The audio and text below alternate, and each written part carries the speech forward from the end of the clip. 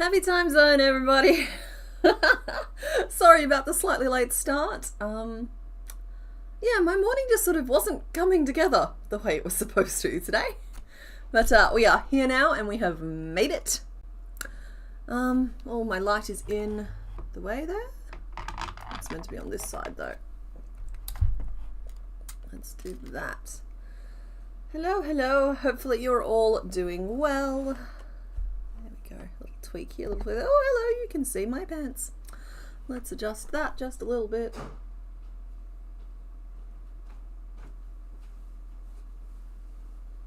Mr. Bones is offering me to show his leg instead. I think we'll decline on that one there, but that's more because I'm jealous. And no, ain't nobody seeing his legs but me. Get out. Oh, it's too early in the stream for that kind of shenanigan. Hello! Okay, here we go. My camera is now adjusted. Echo Giardini, I think this is a sign that you should work on a sweater. I think so. And somebody else, sorry I missed the name, was asking for someone to hold her accountable for her projects today. Do your projects today. Right. So, where do we normally start? Let's just kick off the vote straight away and then I'll talk about everything else. So, we have...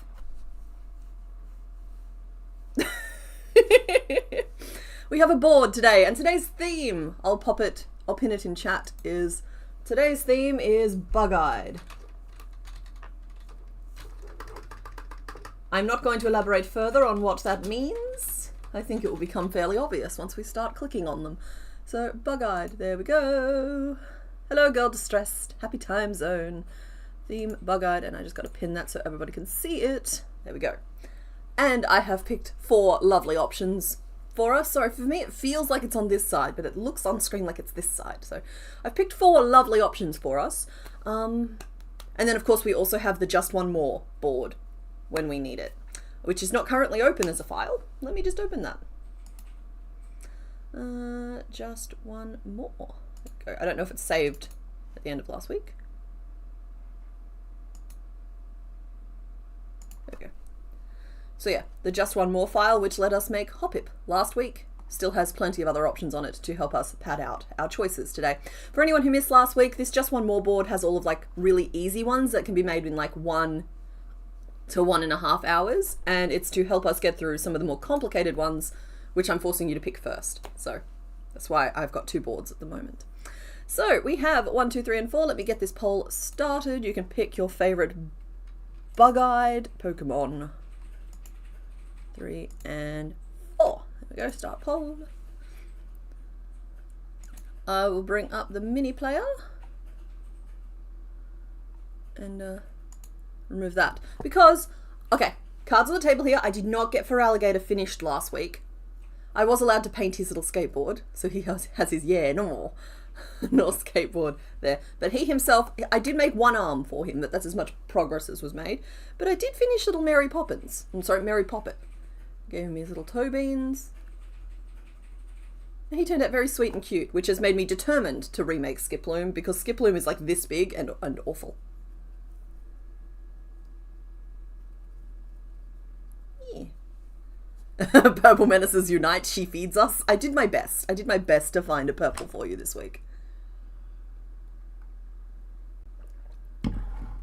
You can't wait until 3 weeks down the line when the backup board becomes vote 1 for 3 and 2 for 4 and 3 for 6 and 4 for 8. Oh yeah, no, that's going to happen for sure.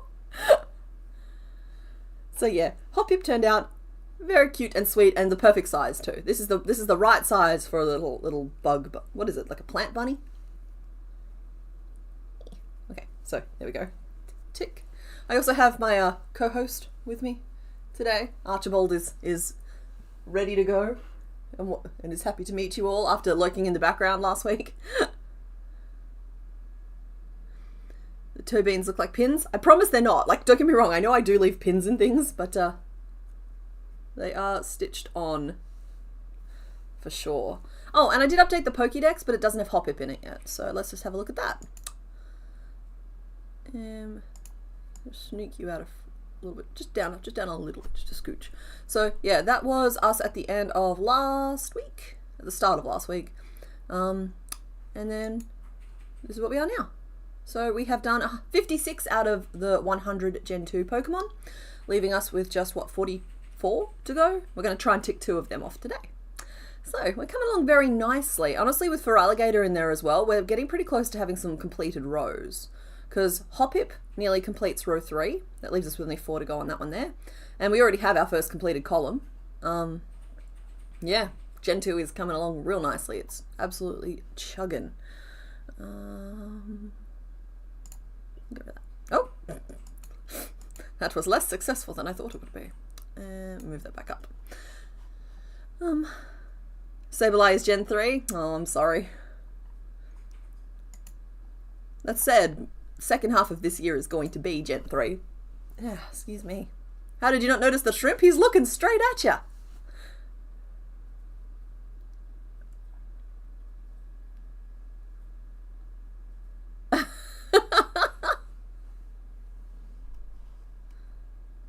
What?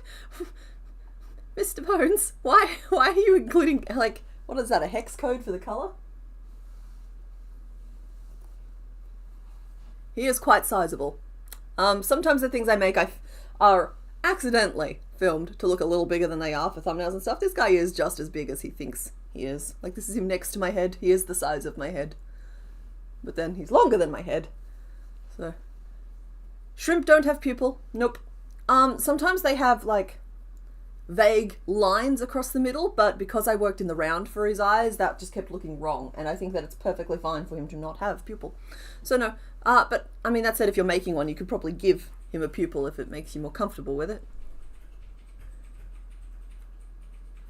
Naughty Bear crochets Mosslax. I haven't yet, but Mosslax is that one from that new Pocopia game, right? Like the Snorlax, but in the dystopic future that game is. So I have seen Mosslax at least. I don't know if the Rainbow Manta Shrimp can really help me crochet because he keeps, like, stretching his little claws out and snapping the yarn.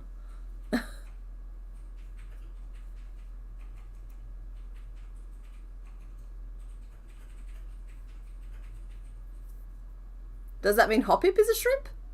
I'm not following your logic there, but I'm willing to go with it. We had to ask him not to punch any of the walls. We don't want any false vacuum decay starting in... What? Anyway, back to today's point, which is, let's close this poll off. Thank you to everyone who voted. But I think I have allowed enough time now, and we really do need to catch up because I was running a few minutes late earlier today. Okay, you guys have picked number 3 with 47% of the vote. Then came number 4 at 27% of the vote, 1 at 14%, and 2 at 12%. And you've picked the one that isn't going to make the theme particularly, like every element of the theme particularly obvious, I think. But anyway, we should still have some fun here. Let us erase door number 3 and see who we are making first. Oh, yellow.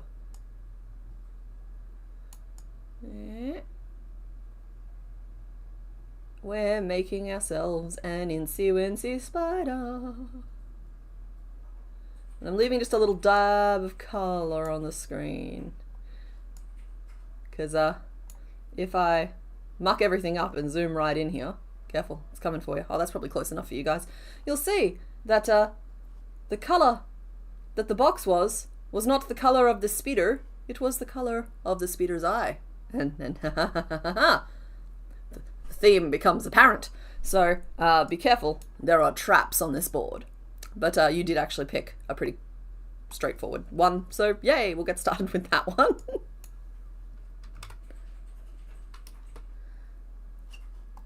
Yeah, just put it back where it was so I don't get any nasty surprises later. Woo! Okay. Yeah, no. Move you off. We need... What do we need? We need some colours, we need to change the sprite, we need to update the thing on the screen. Forgive me if I'm a little dusty today, I'm operating under a little bit of a sleep debt. Because Shrimpy included like 3 very late nights consecutively, and then I helped someone move house yesterday. So we're just a little dusty today. but we're alright. Pokédex count, and Ariados is the 57th Pokemon of this gen. Excellent. Okay. Okay.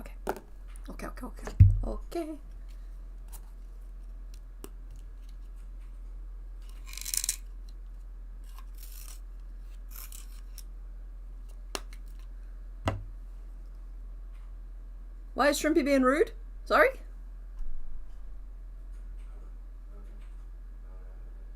I missed something, but I do not like the idea that, oh, Hoppip no pupil, shrimp no pupil, therefore Hoppip is shrimp. And all shrimp is bugs, so that makes sense.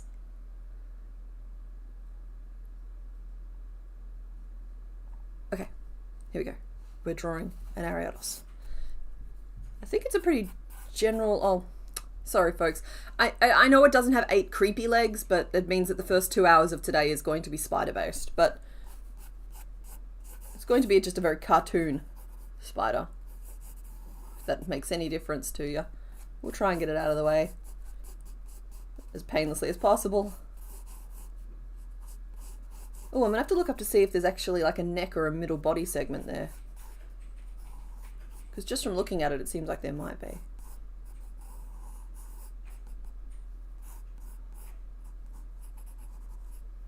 Oh, and there might be like a butt face as well. Is it Ledian? No. Butt pics show neck and middle segment. No, that's such a cute little gif, the little crawling fella. Thank you for the reference images, everybody.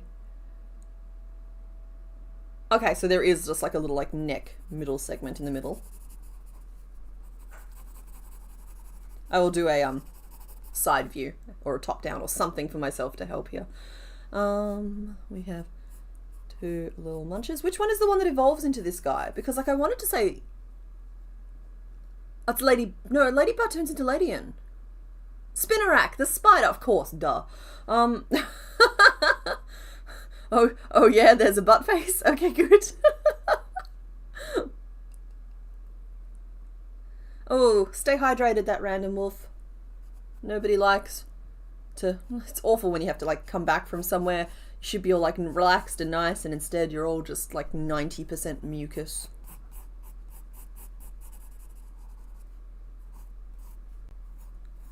We got some purple, we got some yellow. We got some colours that remind us of the good times. We have some colours that remind us of the best times.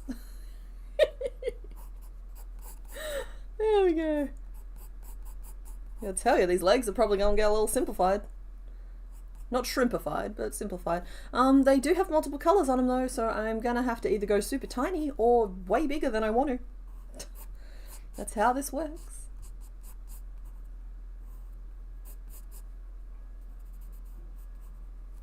Oh, it's a unicorn. Hey, good for you, buddy.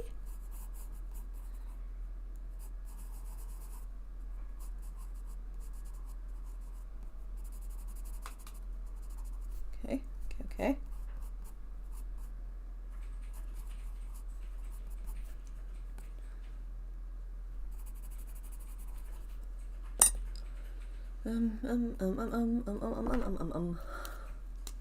Shrimplified, megapoded. You can barely look at Minecraft spiders. You once had a panic at trying to kill. Oh no, sorry, Caitlin. But you had to work on your projects anyway, right? I think that was you. So this is good, and we only tend to stick with a single Pokemon for 2 hours these days, unless they're particularly complicated, which this one isn't. So yeah, keep an eye out, and we'll be back with you shortly. That's the thing about it, isn't it? It's just eventually we do have to do the spiders.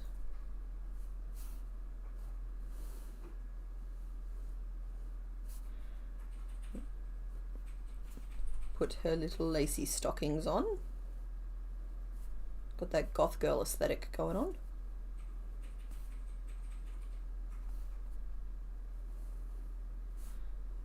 There we go.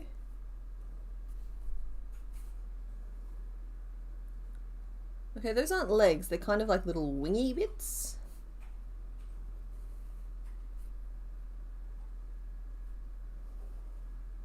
Eh.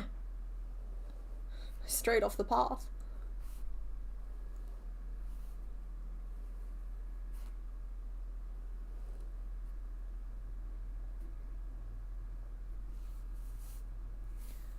And yeah, and then there's 2 more leggy bits on this side.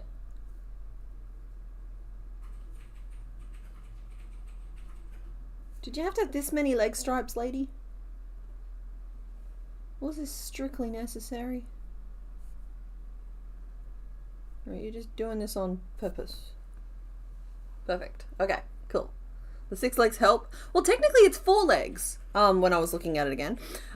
It's 4 legs and then like 2 little wingy bits.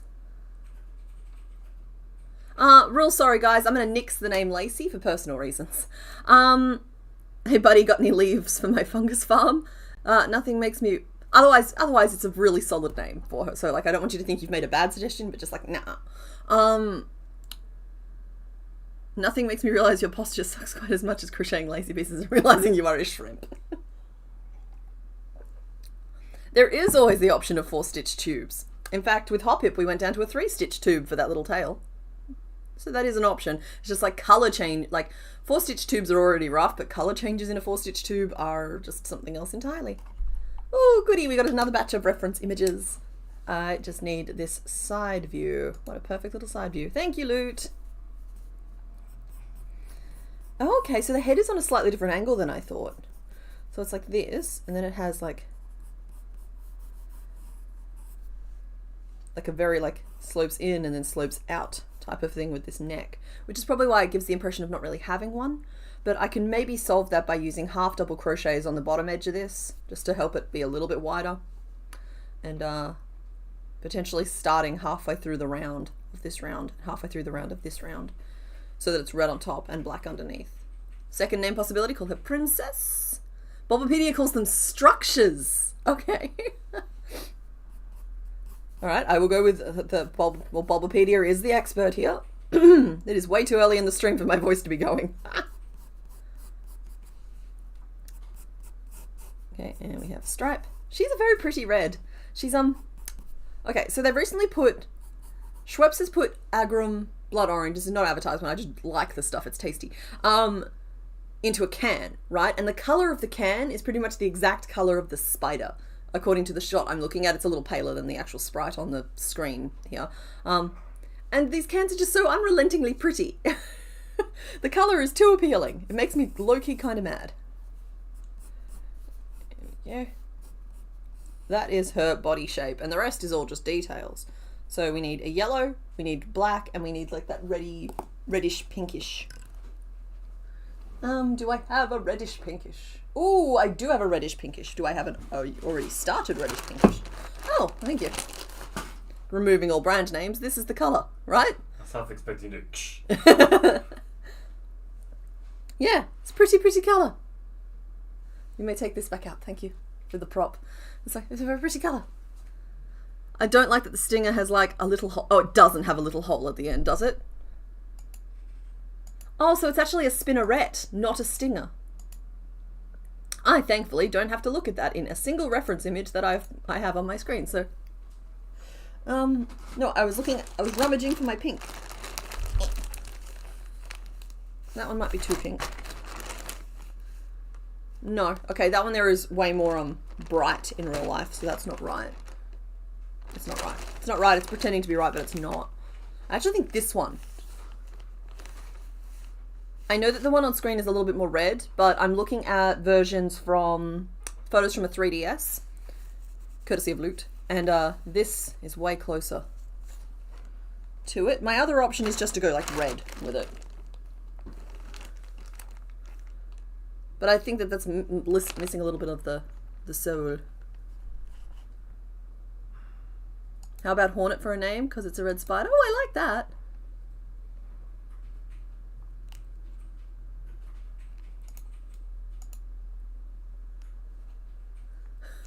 CK, have I named the shrimp? Yes.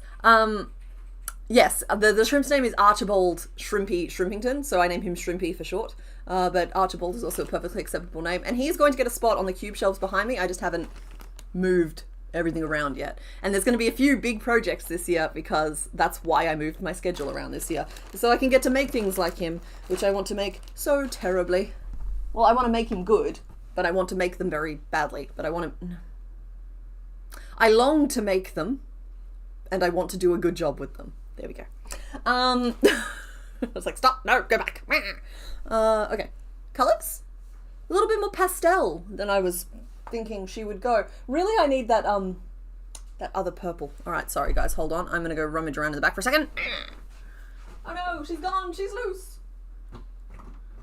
She's escaped her enclosure. There wasn't enough enrichment. Is that the color I've grabbed? It is the color I've grabbed. Okay, that's fine. I ration this purple because I don't have a lot of it, but it really is a better match than the pinker purple, and it'll make this look like a more serious Pokemon, which we like. I'm going back over now. You go panic somewhere else. You long to make them well. I long to make them well. It's like, nope, strike that, reverse it. Ah! Ugh. And the hair.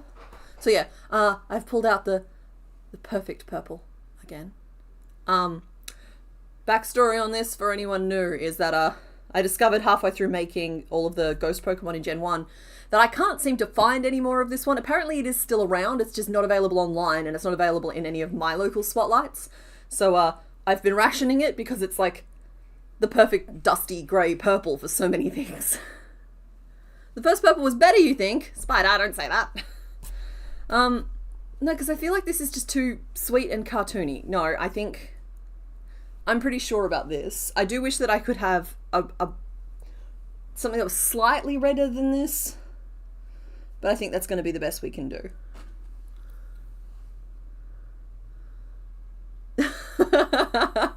Well, panic moments are always a risk around here.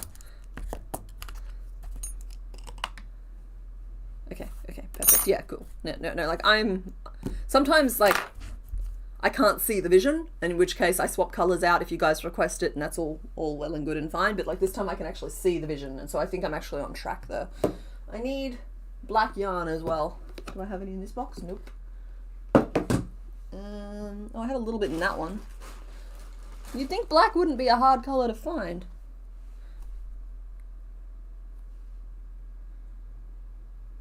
I'm questioning that red now. Ah, there we go. And of course black.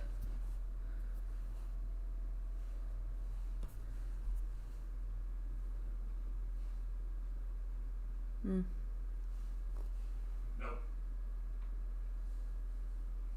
I don't know what the no was about. Okay. I have some colours. Let us commence the making of the body. So I am going to start at this head.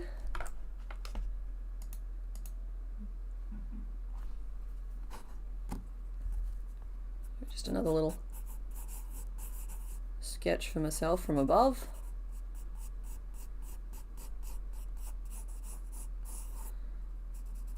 Because she is a funny little who's-it.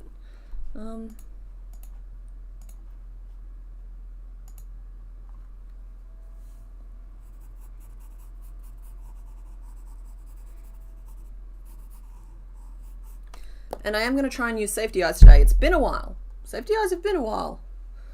I wish I'd brought a hair tie in with me, but we're making it work. You see the vision now? Thank you. Just bear with me one more second.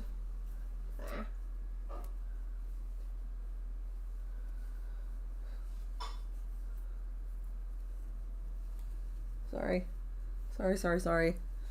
This is not the activity we're doing today. It just needs to be done. And I'm going to run out of you. Let's grab some of this one.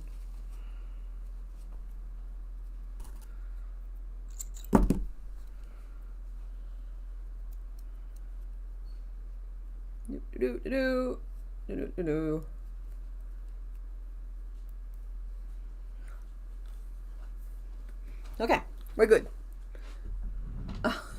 Thank you, honey. I have resolved the issue for now. I was about to say, you're asking for a hair tie. I think you have the most hair tying stuff of anyone in a 50-mile radius. It's everywhere. The nope is because, yes, that color is much better. Okay. Also, suggestion. When you're looking at colors, and you're like, oh no, the chat is wrong. Look at the screen when you're comparing the colors, because that's what people see. Yeah, no, I do. Cool. Thank you. All right. You could call her Rosie for the dusty rose pink, and because that's usually a spider. Yeah, there is usually spiders on rose bushes. That makes sense. I'm open to the name Rosie. I like that we all agree that she needs like a gentle, pretty, feminine name. Because she's such a little Charlotte.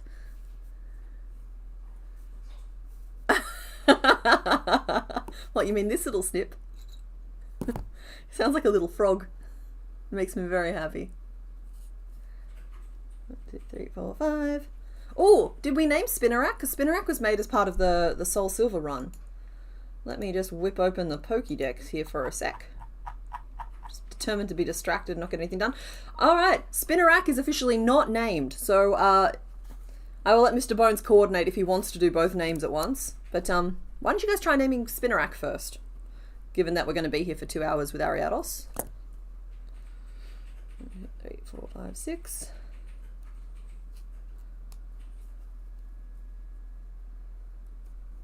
Oh, whoops. I've covered the entire chat.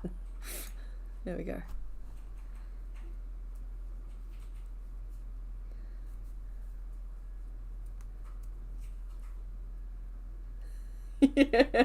You love the shrimp, but the front 2 legs are still questionable. Yeah, look, I toned down the number of jokes I made about those throughout the video, because I thought that maybe I was just, maybe it was just me.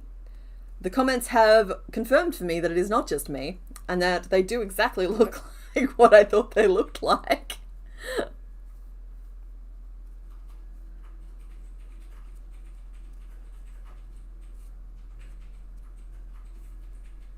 Ooh, Ariadne's pretty. The Weaver. I've been playing a lot of, well, sorry, last year I played a lot of Hades 2. I haven't played it yet this year. And January is nearly over. I should fire up some Hades 2 after this. But, oh no, after this I'm baking a lot of cookies. Like, a lot of cookies. Like, I'm defrosting a kilo of butter right now, and it's going to be cookies everywhere. I'm excited for that. But yeah, no, some Hades 2 in the mix while things are baking, maybe? Bud and Rosie are cute. I like that. You want to know how it ended up with 2 legs on its back? Luke, technically we've decided that those were structures, remember? So, they're not legs on its back, they're structures. That makes sense to me, that Ariadne's where Ariados got her name.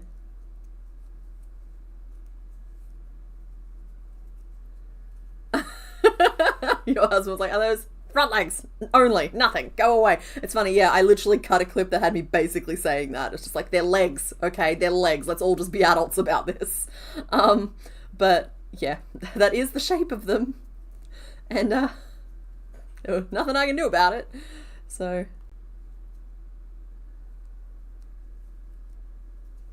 yeah, and plus, like, I know that there is, like, a segment of the community, which, don't get me wrong, it makes me cackle every so often, which does like to make really, like, filthy things out of crochet. That said, it's not really...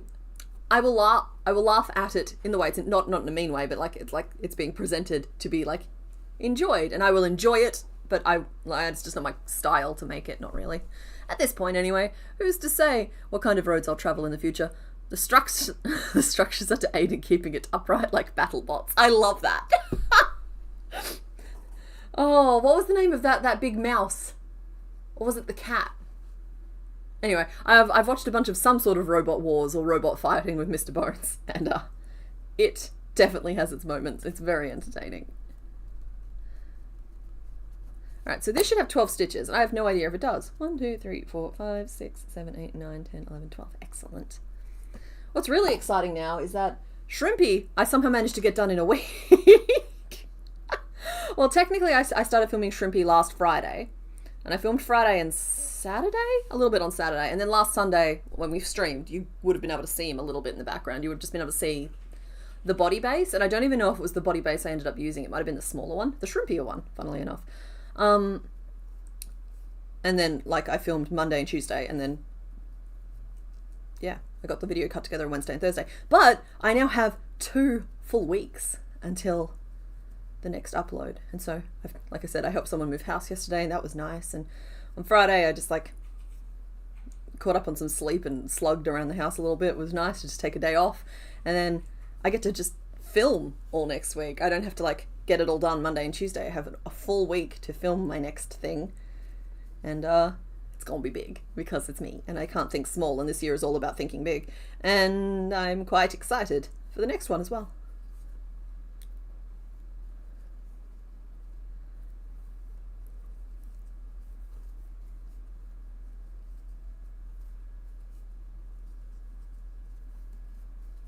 You got your laptop to turn on, huzzah!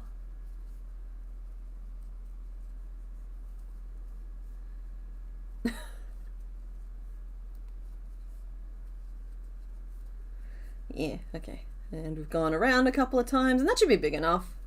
I'm pleased to report that so far she does not appear to be mega potted. Her head is 12 stitches around, which means her butt should be at most 30 around. And that's good. That's what we want from this thing. And by this thing, I mean this lovely little lady. Apparently I decided that I'm going to make the pincers separately and not just stitch them in the round, which would have made this a lot easier. Should I just go back and do them? Yes. Yes, I should.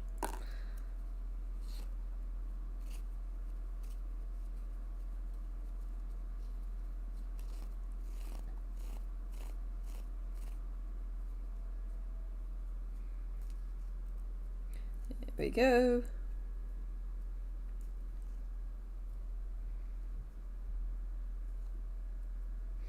Right, so that's back to there.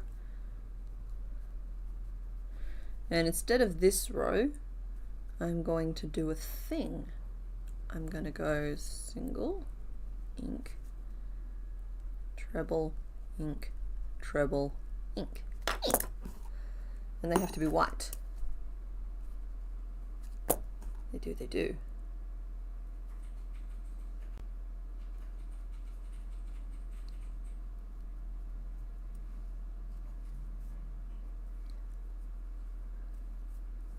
Very excited to see what I'm cooking up. Well, it hasn't technically started cooking yet. But I'm going to be attempting...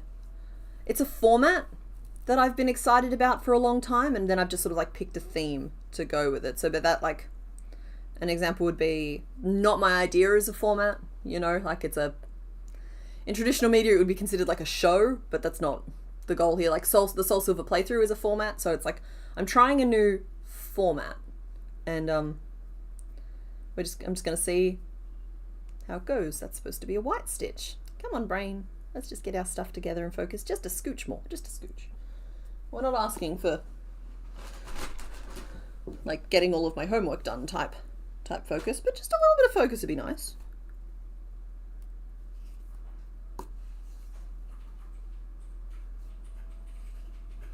It's not the first time I've frogged on stream, and it won't be the last. Correct. Because everybody frogs, and frogging, there should not be a stigma attached to it. I get that it can hurt sometimes if you have to frog like hours and hours of difficult, complicated work, but like, frogging is 100% part of the process. Trust in the frogs, man. Trust in the frogs. They will show you the way. Happy times then, Jackie. I'm glad you got the sleep. Sleep is necessary. Sleep is good.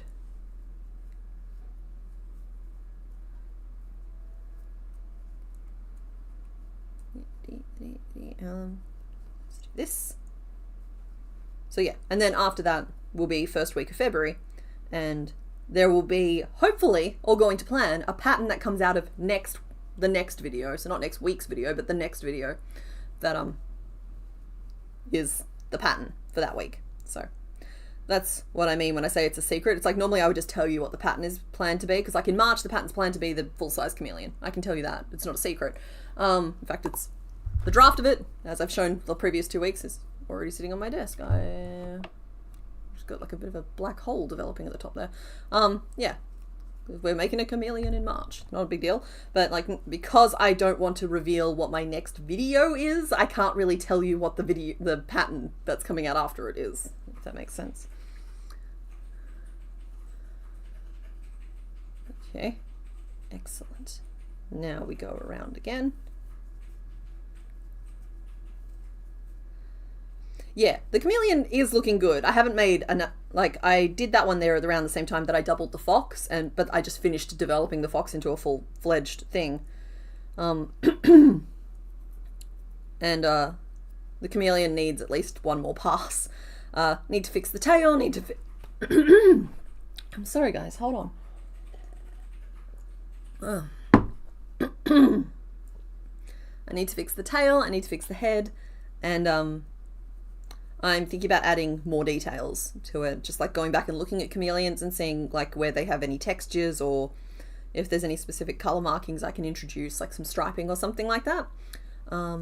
Yeah, so chameleon's going to get another pass, just to fancify it up a little bit. But in general, I was very pleased that the legs did translate to the larger size, which was a big part of the goal and the intention.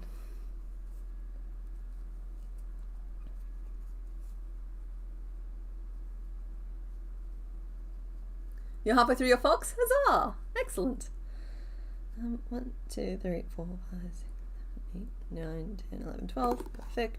I actually finally got around to posting that fox on Instagram the other day. Don't get me wrong. I post on Instagram, but I don't really engage with Instagram. I don't know if I understand Instagram. I never really was a Snapchatter or a Instagram or anything like that, but I do, when I put it out a pattern, I do tend to like chuck it up there, or if I'm particularly proud of it. So Shrimpy's up there too. So I did finally put the fox up there, and I don't know, for me it kind of like acts like a catalogue of the patterns I have available. We are Keyblade Mistress. We are doing Ariados for at least, oh my goodness, we're 40 minutes in already, and this is all I've got to show for it. For at least the next hour and 20 minutes.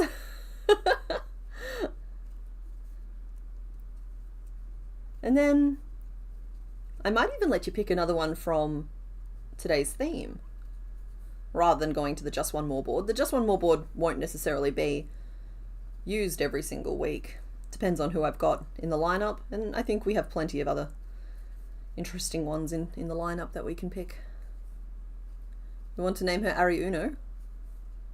Oh, because like she's number 1 instead of Ariados. I get it. On the topic of frogging, I try not to think of it as having to frog and redo. I enjoy crocheting, as do most crocheters, so I get to think of it as getting to frog and redo. It makes it much easier. Yeah, that's good attitude. That's good, that works. Ariadne has already been suggested as a name. Mr. Burns, maybe we can get an updated name list for the folks. For the good people watching at home. Where would your eyeballs go, ma'am? I'm thinking like there.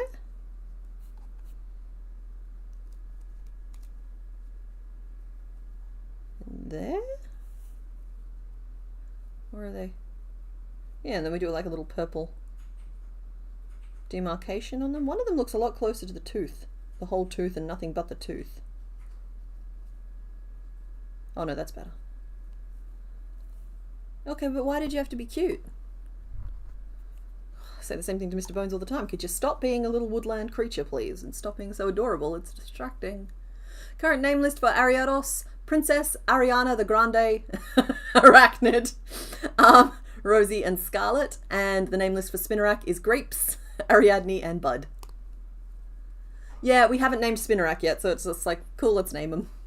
I'll be closing the Spinnerack name vote, as in like doing the name poll a lot. Get out of here. He came into scurry a little bit. I'll be doing the Spinnerack name a lot earlier than the Ariados name. So if you wanted to just focus on one at a time, the focus should be on Spinnerack.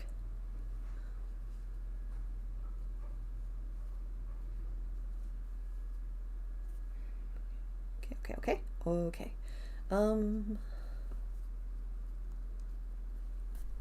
Gonna do something a little counterintuitive.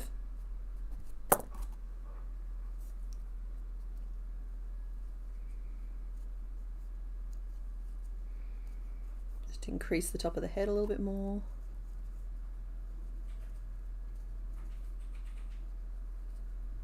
And then in the next row I'll be pulling in those cheeks.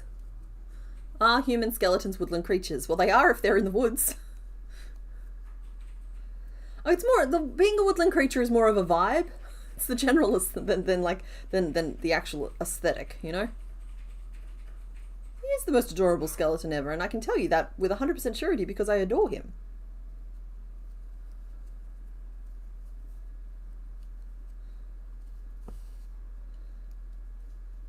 He's also significantly larger than the name woodland creature suggests. Hey, bears are woodland creatures. That's 13. And then, okay, so now we want to like scooch in those cheekbones. Okay, so this time I have apparently decided to do her unicorn horn as a separate thing. That's fine. 1, 2, 3, 4. I think 4. Together. The Secret World of Arrietty. That's a Ghibli film, yeah? It's probably an adaptation from some... With the name like Arrietty, I'm guessing a French tale of some kind, but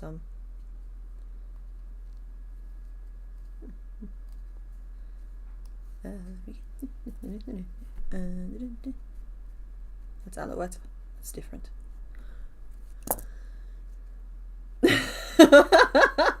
Loot, I consider myself to have failed if I do not make you coo over the nugget at some point. So, thank you, that has confirmed for me that we're on the right path. No pressure for future streams. And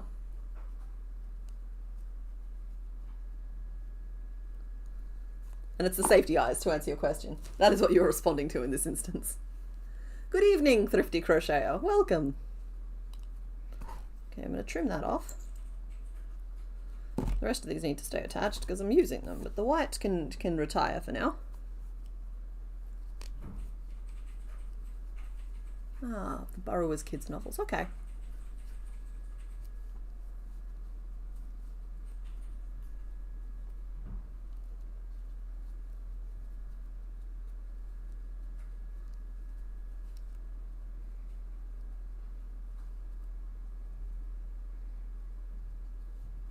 Okay. I know what I'm gonna do. So as mentioned, we have this like little neck piece in here that has to be narrow at the top and wider at the bottom, but I don't feel like fully tilting the work, so I have a plan. I will work red stitches across the top, then swap to front post, which will pull them in further this way, and it's gonna be fine. It's gonna be good. Let's see, how many across the top are we, do you reckon?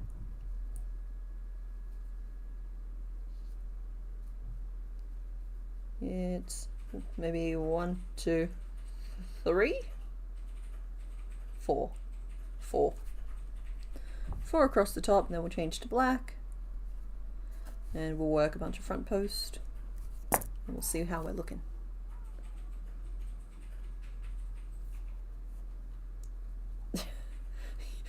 Okay, seriously, no, surely nobody is wearing a t-shirt that says "coo" over the nugget on it.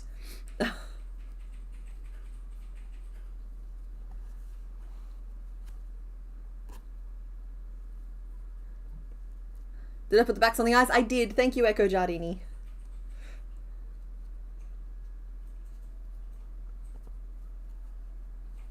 Yeah, 1, 2, and 3. Then I will swap back to regular single crochet for the final 2. 1 and 2. That's just going to give it a very slight slant. It's probably not even going to be noticeable. But we're going to know it's there. Now, just as a little added note, I believe we have had a new family move in next door, so I don't know if the mic is going to pick it up, but there's going to be like, I can hear a lot of like giggling and stuff from next door, so I'm assuming that there's kids. So I think it's kind of sweet, but let me know if you guys can hear it, and I'll try and adjust the mic settings for future streams. It's kind of like the puppy upstairs. I'm just slowly being surrounded by a really happy community. Live chat, there we go. Oh man, I would love to see some tiny hodgepodge borrower clothing crochet with a little AA battery holder and spindle tip. What? We do have a spinner rack. We've made it before. I don't have him here, but he's in a bag within my radius somewhere. I don't know where specifically. That's 5, 6, 7. And this is 4, 8, 9, 10. Okay, all right, hold on a second here. I think there was meant to be 2 stitches more at the end of that. Wait, no. Guys, my numbers are bad and wrong. So that was 13. I can confirm that. And then I used 4, 5, 6, 7, 8, 9, 10, 11, 12, 13. That's the right number of stitches for that. 4, 5, 6, 7, 8, 9, leaving me with 9. Okay, we're good. We're good there. And then 4, 8, and then that should just be 1 at the end to have used up all of the stitches, leaving me still with 9. I just gained a stitch at the end of my front posting. There we go. Hi. Oh, you know the borrowers? Yeah. Yeah, how they got like they're tiny people, and they've got all their little like daily household items as little tools and stuff. Yeah.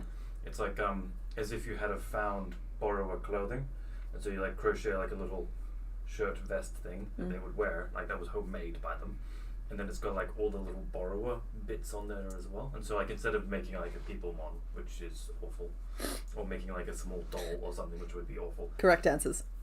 Making just like a little piece that you could like, that looks like it would be something that a borrower would wear. I think that would be cool. With like household objects added into it, so it's like it's a real one. Toothpicks. Yeah, for like climbing up upholstery. I don't know. I think the borrowers resonated deeper with you guys than it did for love me. borrowers. It kind of didn't really hit for me. That's not to say it was bad. It's like scooted on past in the blur of my childhood. Sorry, my count is off, which just means that I'm just very distracted and unhappy. I'm going to stare at you because it helps you remember numbers. Get out.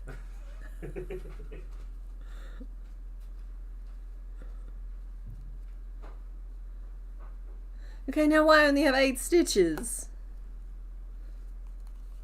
Yeah, I'm gonna whine about it. That's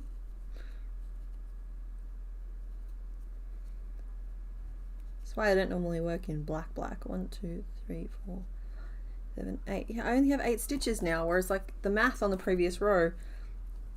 Liar. It's a liar. Okay, so I definitely did 1, 2, 3, 4 pink stitches, and then I did 3 front post, and then it's 2 single crochet. Well, that was an easy problem to spot. Grumble, grumble. I thought it was weird that I gained a stitch. It didn't look like I'd gained a stitch, but any hoozles. You're collecting merch ideas. For clarification, because your brain says you should ask. Shrimp calls for a 3.5mm hook for all pieces beside the base, correct? Yeah, absolutely correct. But yeah, no, it's fine to ask for clarification. The only reason I used a different hook for the base piece is because we used a triple strand of yarn and my 3.5mm hook wept at the side of it. Plus, you're not really taking advantage of the fact that you want it to be bigger if you use the same sized hook. Because like technically I could work with a double strand with the 3.5mm hook, but it makes the stitches smaller and harder to work with anyway. And if I'm using a double strand, I probably want it to be bigger, so it makes sense to use a bigger hook and get bigger stitches.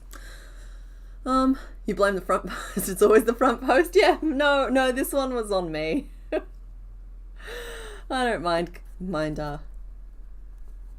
acknowledging that. And now we'll change back to our red.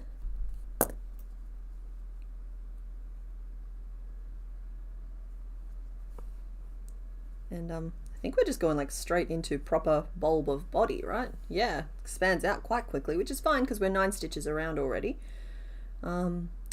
Which means it's 1, 2, increase would go there and there. That's a little crooked, so maybe we'll go 1, increase 1. That makes more sense. 1. It's going to get us up to 15, which is going to look weird, but that's all right.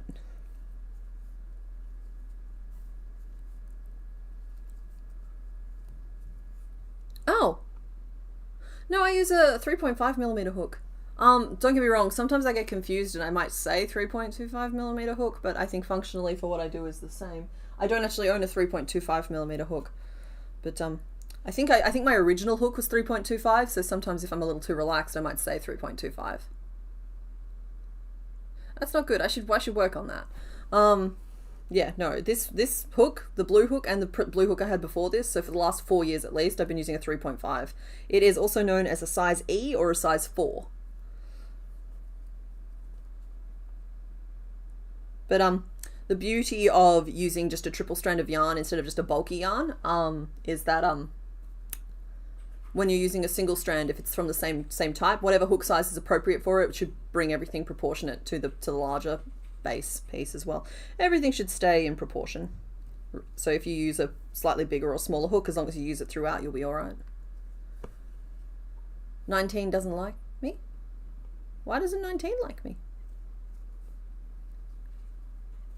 Oh, no, 19 thinks nothing of me. 19 is neutral on me. I don't like 19. I'm not a huge fan of prime numbers. They have their usefulness, don't get me wrong. And I mean specifically when it comes to stitch counts, I don't know what it is, but somehow ending up with like 7 stitches in a round always just irks me, and it's even worse if I hit one of the larger prime numbers.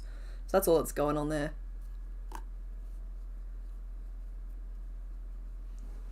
You're freaking people out, mate. Can we take it down half a notch? Yeah?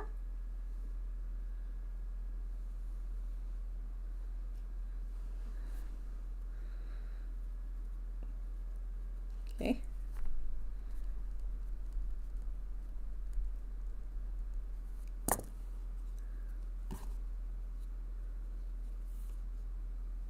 And we need to go around again.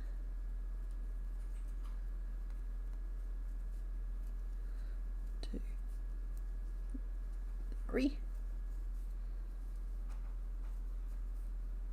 1, 2, 3. We're getting a lot of merch ideas today. No, this is good. Don't get me wrong. I don't really have another like merch thing scheduled yet, because I want to make sure that they're good when I do it. I'm a fan of the Trust the Process shirts. I think they're nice and like simple, but I should probably get a professional involved for future ones. If I'm honest, ink 3, crochet, ink 3. Fear the primes. It's just hilarious that right when I'm only half paying attention to the stream, I hear frustrated irritation and 19. 19, yeah, 19. 19's a real obnoxious one to turn up because it's so close to just being a helpful number, because you've got 18, which has so many factors to it, and you've got 20, which again, so many factors to it, because like with 18, you've got what, 3, like, you know what they are, they're 2, 9, 3, 6, right? And so like, those are great number combinations to work with, and even 20 has like 2, 10, 4, 5, and like a couple of like half ones that you can kind of make work. And so like I can work with that. Even 21 I can work with, but 19 is just obnoxious, and 17 is just as bad. That's it. Prime numbers are they have an important function in society, and I have no gripe with them outside of my craft. Apparently I just single crocheted the whole way around for you just then, little lady, so I hope that was okay. You are turning out a slightly odd shape. I don't know why I'm going rogue with this. I'm overcomplicating to heck and back. That's 5, and then I think I did 10 around, which should have left me on. Oh my goodness, you will not believe this. Guess what my stitch count is right now. I'm counting just to double check, but 1, 2, 3, 4, 5, 6, 7, 8, 9, 10, 11, 12, 13, 14, 15, 16, 17, 18, 19. How did I do that? I wasn't paying attention. It's 19. It just showed up like, you wanna go. Why? Why are you like this? Why am I like this? Fine. This is fine. I don't really want your back much bigger. So I'll do one more round of increases to get us to 21 because nah. But yeah. You got me good there. You did tell me. I brought this upon myself. Smack talk and the prime numbers, they just turn up.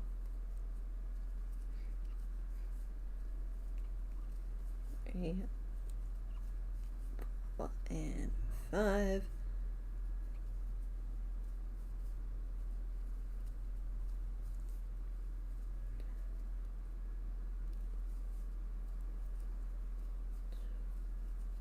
Three.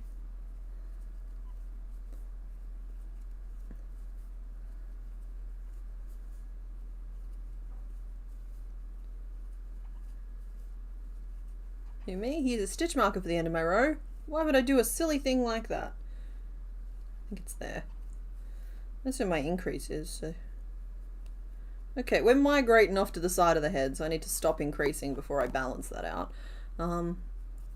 Cool. And so now I think it's just like, what? I don't even know if we do one row of single crochet. I think we might just go straight into the black on it. No, we'll do one row of single crochet, 2 rows of black, because it's not a big band, and then red to narrow it off. Okay, cool. We are on track. We are.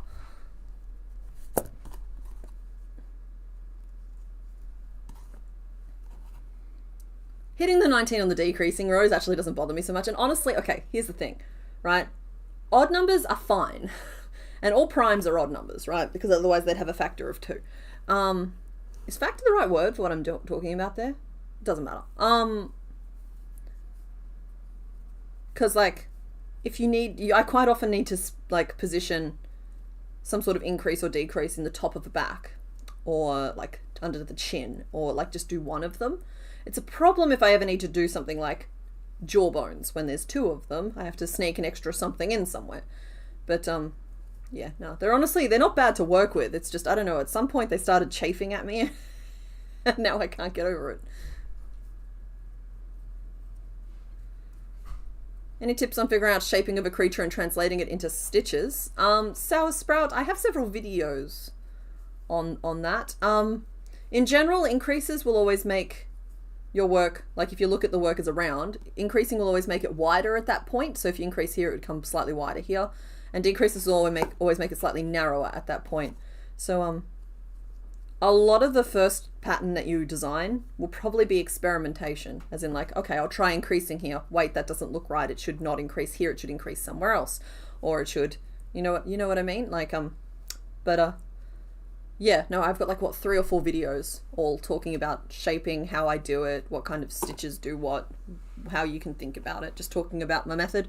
So I would send you to, I think the video is called something absolutely stupid, like the ultimate beginner guide to learning to crochet design or something like that. It's got a big yellow thumbnail to it. It's on the Complicated Knots channel. And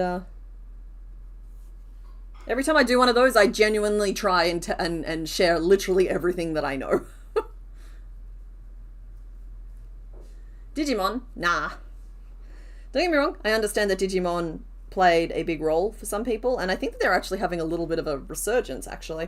But I find it really, really hard to make things I'm not interested in or enthusiastic about.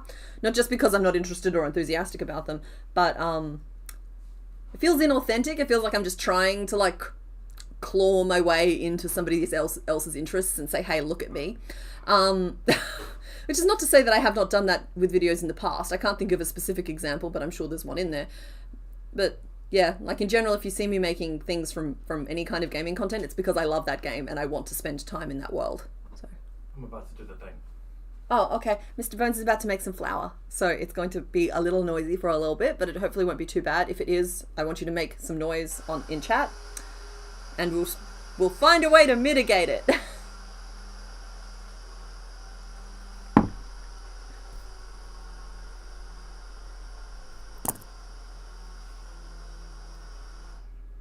Okay, yellow fan. Enough with the reverse psychology, okay? I can handle anything, thank you. No, I appreciate that Digimon has crazy designs, but let's not just go around slandering Complicated Knots by saying I can't handle it, because I'm not falling for that bait. I'm not interested in it. Seems there's a lot of Pokemon. There is. How many Digimon are there, actually? I know that a lot of them just turn into humans. Questionable. But, some of them have cute little dinosaur figures, too. It's just like, if they stayed cute little dinosaur figures, it would be fine.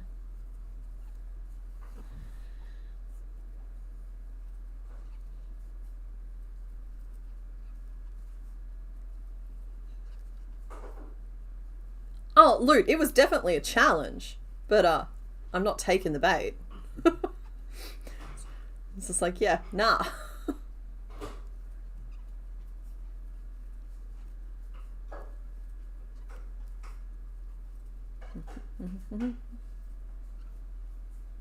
Now, where are your eyeballs, ma'am? Not your face eyeballs, your butt eyeballs. Did someone say you couldn't handle something? They did. I'll give them something they can't handle. Mr. Bones making promises.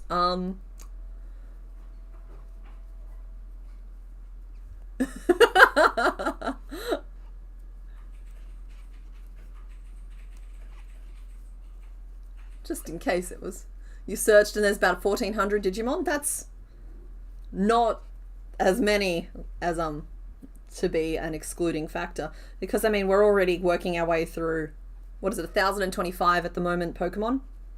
And, I'm pretty sure that number's going to go up this year. Yeah. So... 1,400 isn't so far outside the realm of that. And we're already we're like 270 something through. Which doesn't sound like a lot, but it is. It's a lot, trust me. Okay, yeah, so this is our 272nd Pokemon that we're making right now. And we're past a quarter of the way through. We're at 26 point something % of the way through. So, yeah, no, we're making good progress on the Pokemon. We always have megas and regional types and everything else if we do run out, so nobody panic. But I'm hoping to be finished with Gen 3 by the end of the year, as well as having made a big chunk of Gen 5 as well. Because the way I see it, if I do one Gen 5 video every month from February onwards, that's 10 videos, 6 Pokemon per video, that's 60 Pokemon. And Gen 5 is the biggest gen at the moment with 156 Pokemon, but chipping away 60 of them quickly brings that back into manageable territory. So, yeah. Why are we panicking? Oh, right, because Mr. Band's reporting for duty. No, I was making a joke, that's all. It's the same reason you only make Japanese blades if someone is paying you to do it, they're just not your area of interest. Yeah, exactly. It's also why I can't make and sell things, not only because of all of the problems with selling physical items for me, but yeah, I find I have extremely low interest in following patterns. I can't do it comfortably or happily. I did not write down any of the last 3 rows that I did, but I think they were just single crochet, so it's fine. And so, like, let's say I had something listed for sale and I had to make a bunch of them for a market or to stock up. I could not do that with interest. And if somebody commissioned something from me, unless if somebody contacted me a year ago and been like, hey, rainbow mantis shrimp, I'd be like, sorry, I don't sell them, but hey, I'm gonna make one.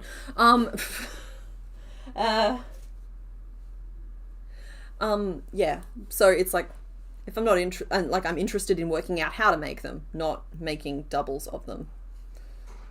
But at least I know that the patterns are getting some use, because you guys seem to like them, and so that's good. That's good to know that they're not just like going into a box to disappear forever. If we go in Pokédex order, 272 Mons means we already started Gen 3. Yeah, exactly. I told you, we're making progress.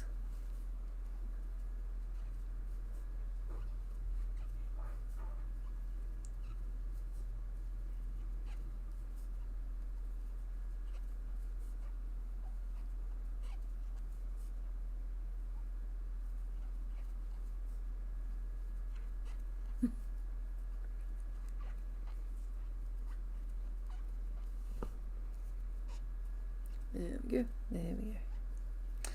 And around and around and around. Okay, so we're just over an hour in, and we are about 5 minutes out from finishing the body. So when I finish the body, I want to launch the Spinnerack naming vote. So if we could get an update on what that name list is. Gonna take a midstream nap, maybe. Do it, man. Do it. Set an alarm. I find 12 minutes is the perfect amount of time to like reboot It's not as good as a full shutdown, but like it's a good little restart for the system. In fact, not gonna lie, I've thought about taking a nap midstream before. If I'm ever away for 15 minutes and I come back a little bit too perky, you're gonna know that I took a nap. Okay, current name list for Spinnerack is Grapes, Ariadne, Bud, and Athena. If you want any other name in the running, now is your time to like try and get people to put it on that list, because that poll will be starting very shortly.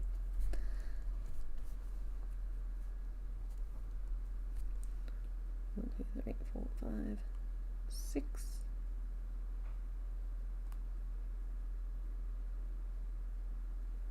Where do I want these decreases to fall? Well, there's the middle of the back, those two. 1, 2, 3, 4, 5, 6, 7. That's annoying and obnoxious, lady. I can bump it over by 1.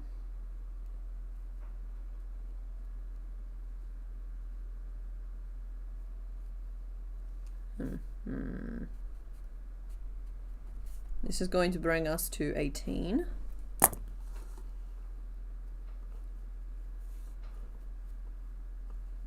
Oh, Bud into Rosie is really cute.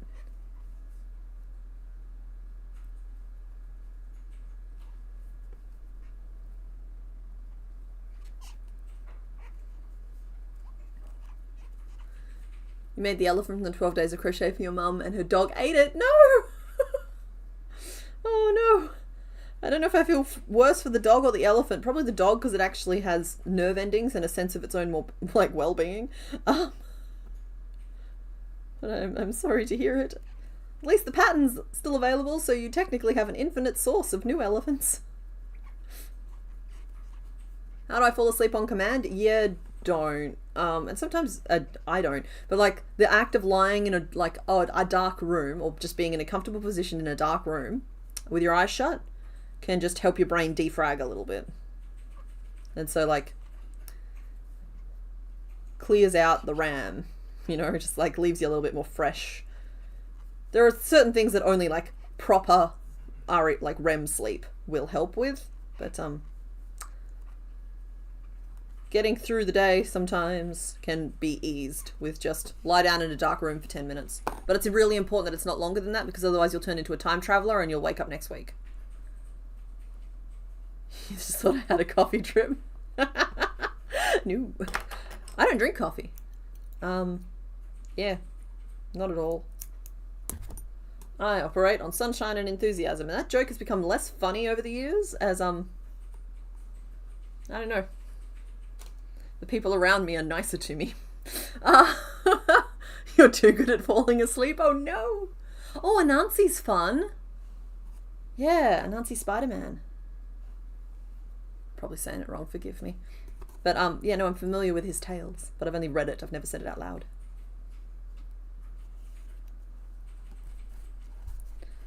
Three, decrease 4. So we're going down to 15 now.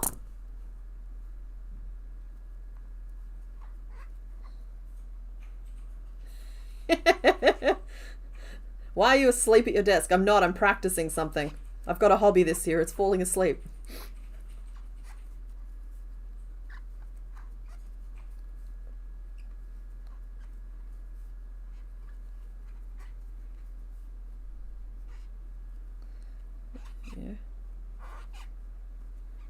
So one thing I have been doing recently is I've been watching Friends again, because Friends tends to be a little bit of a comfort show for me. And, yeah. And I've got pretty much all of Phoebe Buffay's songs stuck in my head simultaneously. So I just get like a line from one and then a line from another. And currently it's, well, oh, okay, I'm gonna butcher it a little bit, but it's like, and then your parents told you she moved to Peru, but the truth is she died, and one day you will too. La la la la la la.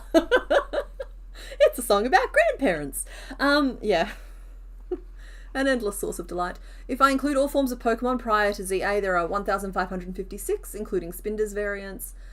Oh, sorry, excluding Spinder's variants. Thank you, because I'm pretty sure there's no double ups at all of Spinder. And there are 3,069 if I include shinies. Yeah, I'm probably not going to do shinies, because shinies are just not the same thing, but in different yarn. With the exception of if there's any that I need to go back and redo, for whatever reason, there's a chance that I might do the shiny variant for them, but probably not. Regional forms are different because they're different shapes, and so I think they're candidates. I think Megas are candidates, and I think that, what's that other one you can do? Is it Gigantamaxing? Those are variants, and like they're different again, and so like any of the ones that are different stand a chance of being added to our list. But right now I'm just really happy to get a Pokemon in every pigeonhole for the Pokemon.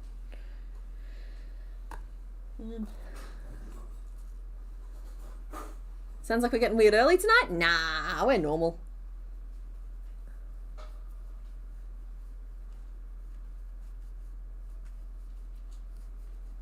Amy Liz, my mum used to pull something similar on me. You used to tell the kids that you'd babysit or nanny for, that you didn't take naps. We took rests, and as long as they laid down and were quiet for a time, I wasn't going to make them take a nap. Yeah, exactly. And so, like, you don't have to fall asleep, but you're not allowed to be here. You have to be in your room.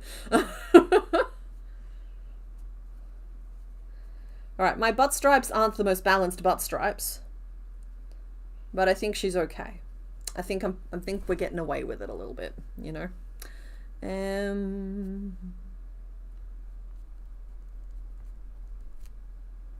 So crochet 3 together.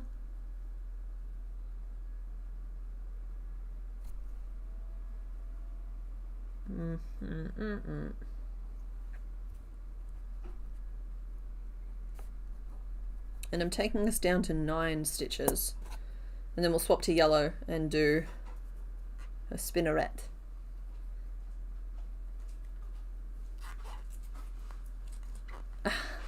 Thank you, honey, but no thank you. It was shiny, but also conversation piece. Oh, it's just because we're old now. We are old now. So Mr. Bones and I have had a very strong signal from the universe that we are old now. And it's that we both encountered something over the Christmas break that we hadn't encountered yet before, right? And it turns out that we really liked them, and now we keep them in the house and we unironically enjoy them. And they're those little butterscotch candies, the Werther's Originals. And like, I know that is such an old person candy, but my goodness, they hit the spot. They do. I get it. I get the appeal.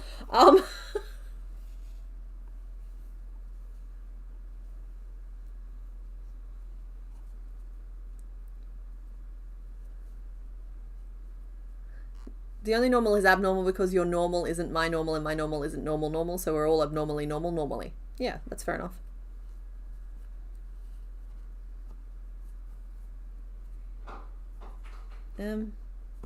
How big is your butt spike? Is 9 too big? No, 9's the right size. 1 size 9 butt spike coming up. I'd never encountered Werther's. No, they were an old person candy. Like, of all the ones to eat, why would you ever go for that first? Who says they're an old person candy? I'm sorry, I've apparently irritated a bunch of you. I am so sorry. I wasn't trying to say anything about any of you.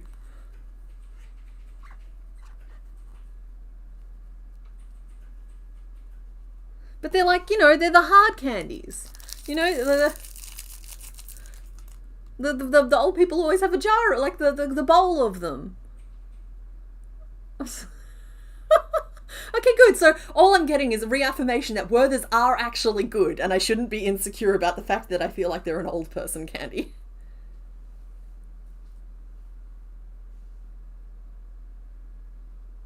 Sorry. Okay, sorry. I love them too. That's the point. The point was that I'm just apparently too insecure for this chat right now. Because, yeah, they're tasty. They're very, very nice. Mr. Bones, you got me in trouble.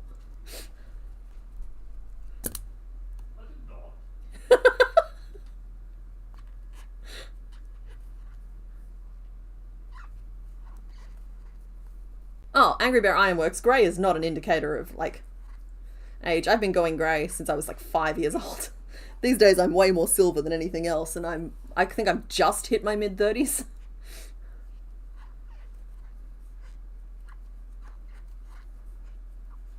And also, silver hair is the best. It's like, look at this cool, pretty thing my head is doing. That's going to make that way too long. Why did I do it like that?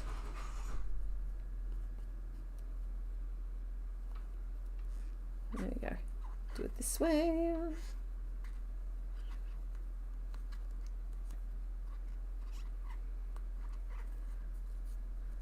You wish your stupid hair went grey rather than your forehead wrinkle increasing. Oh no, I've got one of those too. I worked hard for that forehead wrinkle. Hey, you did too. You worked hard for that forehead wrinkle. Don't let anybody take your lines away from you, folks. I believe in that. Don't get me wrong. Okay, sorry. First of all, my attitude is like, if changing something about your physical appearance is going to make you happier or healthier in any way, do it.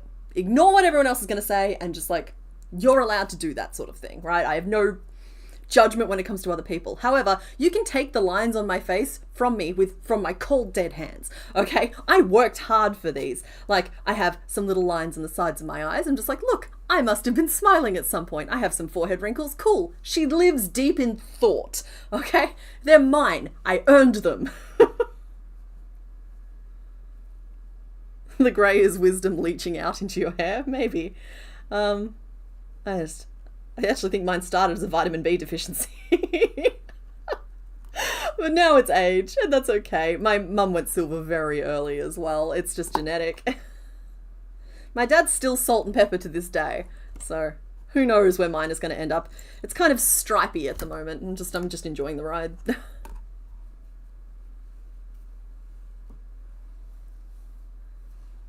Strawberry filled candy. I've never been a fan of strawberry flavour. That's it. I think it's more reliable as a fake flavouring than chocolate flavour is, because like chocolate milkshakes can be really hit or miss, but a strawberry milkshake is really hard for them to mess up. Your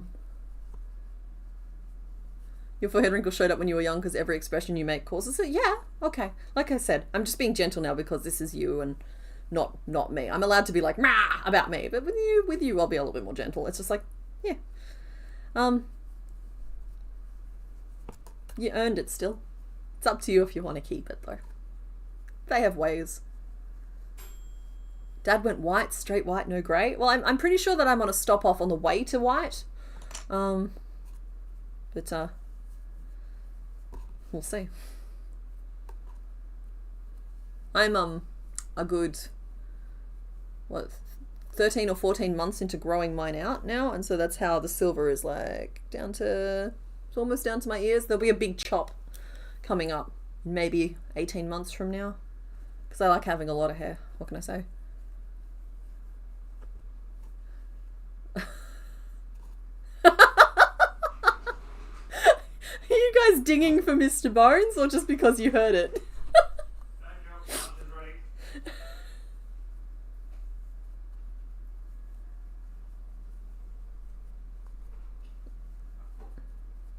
I should have stuffed this spider more before I narrowed it off this much. Honestly, it would have been faster to frog a row, stuff it, and then rework it.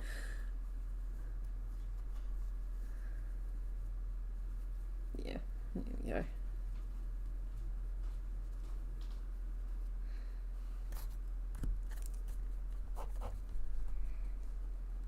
Decrease into single crochet. We're down to 6, and I'll do a 1 row of 6 single crochet, and then that's the body done, and I'll do the name vote for Spinnerack, and we'll move on to the other pieces.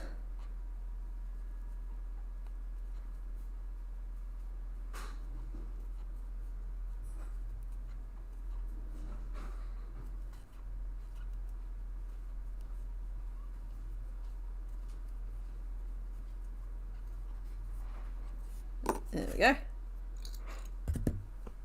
Your husband and you say that you're getting more grey every year working with your students, but we still enjoy teaching, of course. Yeah, Mr. Bones is still hairline in place. A few whites in his beard, but yeah, he is not silvering the same way I am.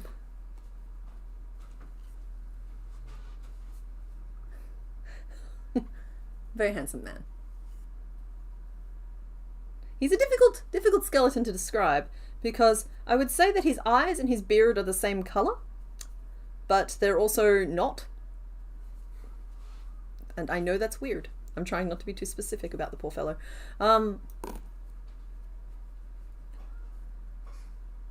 Okay. Well, you certainly make the rockin' world go round, don't you? So we have that. Let us start this poll. Thank you, Mr. Bones, for providing me those names. So we have Grapes of Wrath. We have Ariadne.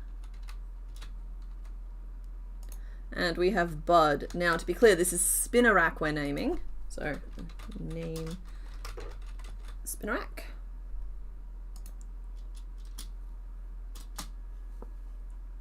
There was only 3 on that list, right? Yeah, 3. Cool.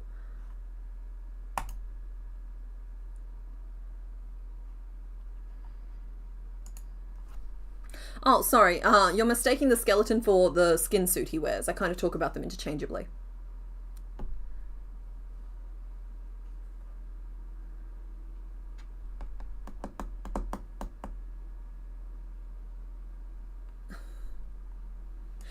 Okay, cool. So there is the body base. Let's see. We need legs and butt spots. I might do the butt spots. You could be a butt spot too. Hey.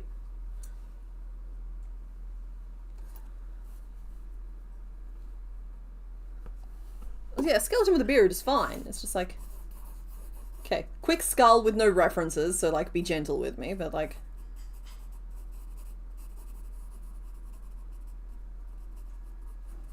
okay, this is where the teeth go. We have our nose, we have our eyeballs. And then he just like has a beard. Like, he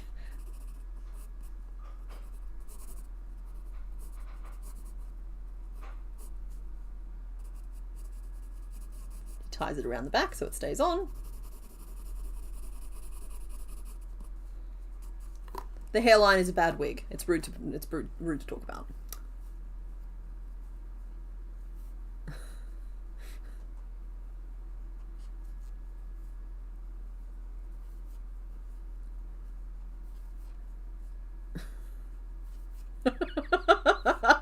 Complicated's not sufficient position is that yes, you too can indeed be a butt spot.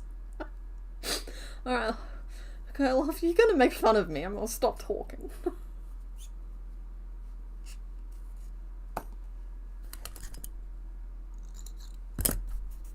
Don't worry. He might be piratey, but he's also a friendly little skeleton.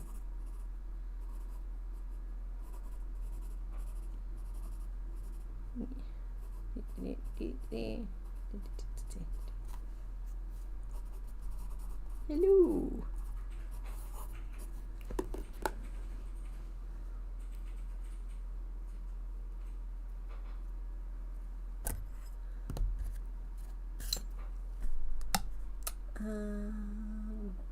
Butt spots. Magic ring of 5.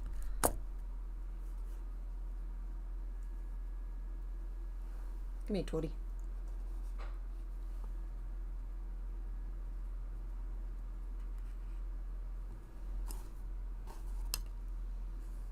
I have a rare moment in your house. I'm on the big living room TV. Oh!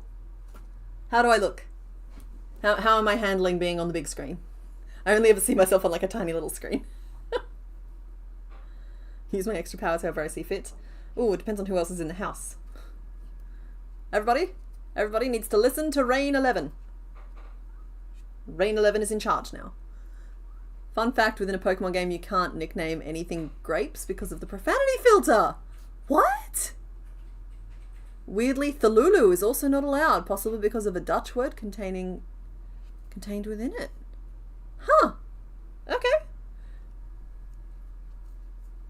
That's funny, because the Stardew Valley name randomizer sometimes goes ridiculous. Because it just like randomizes letters or whatever.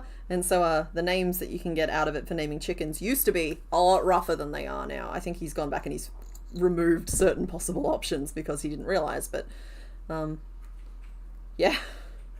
The fact that something like grapes isn't allowed is wild.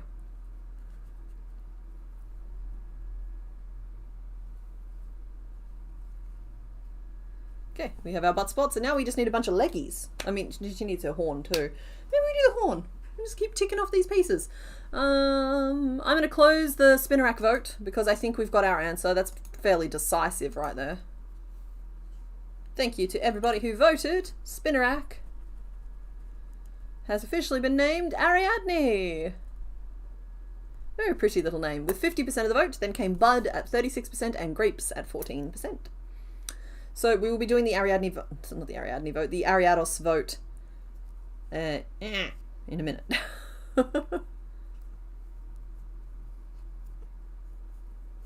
Yeah, I know a few people whose names get caught in profanity filters, and yeah, it's kind of just like, I understand, but also, you couldn't have the name ravioli in X and Y because one part is an inappropriate word in French. Huh. You also can't name a Pokemon Prickle. But Prickle is such a cute little hedgehoggy name. Yeah, I don't know. That feels like the Pokemon Company is just really afraid that people are going to be offended by really simple stuff. And I like to think higher of the community than that. Also, isn't it this just like, oh, I suppose that you can, because of the global trading system, that'll be what the restriction is. I'm just like, why would they care if you're naming yourself in your own Pokemon? Things like Prickle, if you're not even in that language area. But yeah, Wonder Trading would have been the game changer there, where you can just randomly send Pokemon out into the world. And then you can't change their names once they arrive, so you have to limit it at the point of entry. So I get it from a company perspective, but still. 1, 2, 3, 4, 5. Cool. I am doing a 2 of 5. I'm making a forehead thingy. Cassie gets called all the time.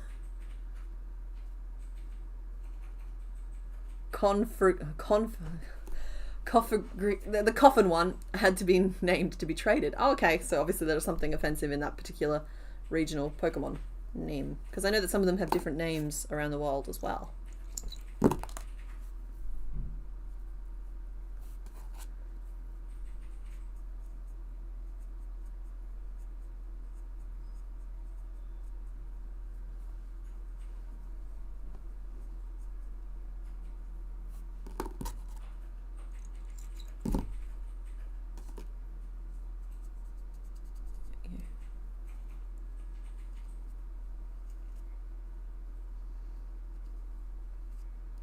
In a minute, I'm going to have to work out what stitches I used to make this horn. I kind of autopiloted it, but it's a pretty basic piece. And I know that it's a 5-stitch tube that I'm just giving a point with the weave in. So it should be fine. It should be fine. Horn. Should bring a 5. And I think I even back looped it because I'm fancy like that.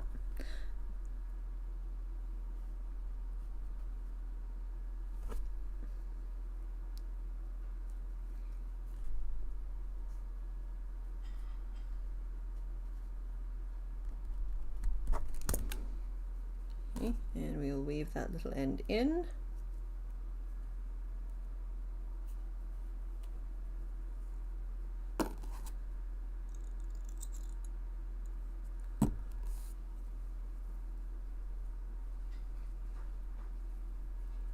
You're sad you can't rename traded Pokemon. You can't name Alolan Dugtrio Hansen in Let's Go Pikachu. Yeah, but you could. I'm assuming Let's Go Pikachu still has like a daycare or egg mechanic. You could create your own Dugtrio using it and name that one. Hypothetically. I get that's a lot of extra steps when otherwise you could have just named it. Okay, we have a horn. I have one too. Okay, how big are your legs supposed to be, ma'am? So we've got like a little bit of like a umbilical, and you've got like a tubey bit. So we need 2 thicknesses of leg, and I'm probably not gonna, oh no, I need to be a little bit careful with this, so that they have all the right bits in all the right places. This bit is chunkier, this bit is thinner. This at most can be 4 stitches, I'm not going thinner than that, so this can be a 5-stitch tube, but we can start at 4 stitches to try and get that looking the way it should, and just to make sure I keep my colours in order. And I only need to make one of them on camera. And then the back ones are a little bit easier because they're just probably this part of the leg again, but with different colour markings. Yeah, they're the same thickness, so we'll do this at 5. And then down to 4 and 4 at the ends. Possibly down to 5 at the end because I can probably cheat the nub that hits the body. Good, good, good.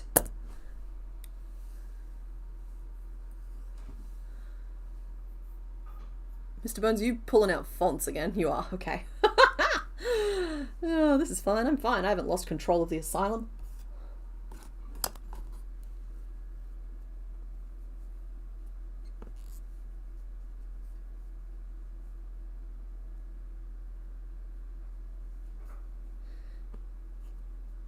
Yeah, that would be the place that I think the filter should go, honestly, the being able to rename traded Pokemon in Sword and Shield. It's that, like, they clearly have a way of detecting the names that they find are offensive in different languages, right? But if they region locked them, like the way that they could have done it is that if something was traded and they detected a name that was offensive in the new language, at that point they could be like, hey, you need to rename your Pokemon. Or this Pokemon forgot its name while being traded. You know, give new name, question mark. And like that would just resolve that without it stopping you naming things like Prickle. I was in control. Angry Bird Ironworks, don't disillusion me entirely. Come on now.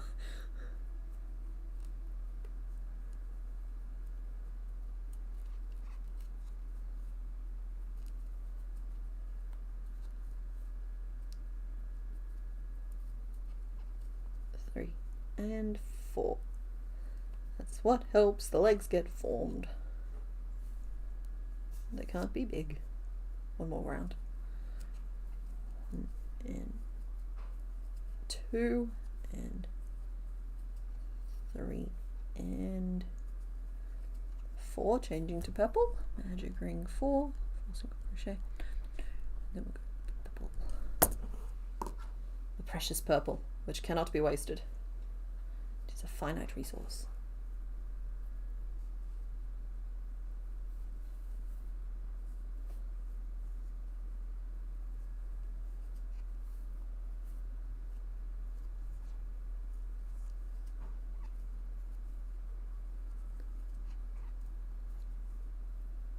What was beautiful? Huh?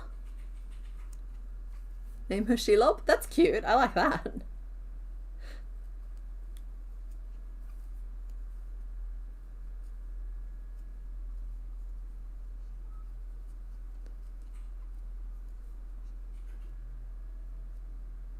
then we'll increase because we gotta.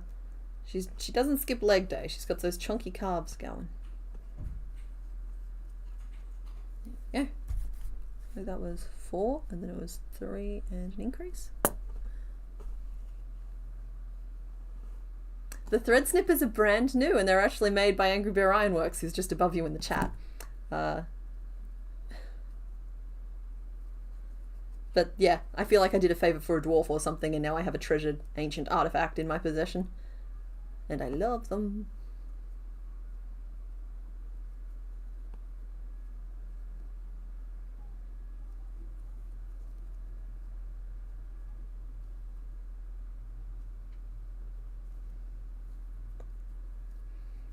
Dang it, with your stripy legs, lady.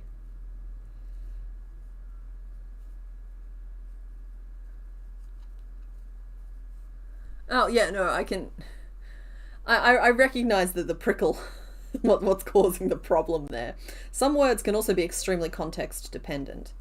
Like, it's not a joke I can tell on stream. But there are certain words that are completely benign in some contexts and not benign at all in other contexts.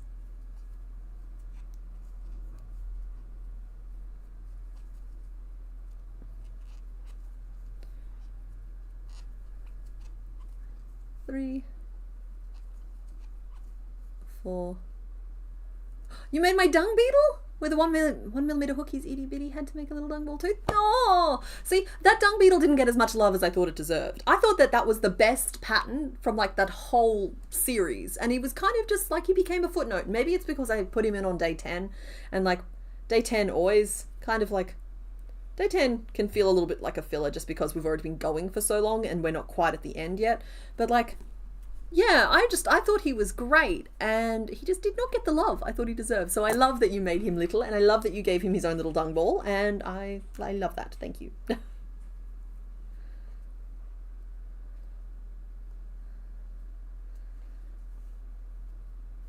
And back to purple.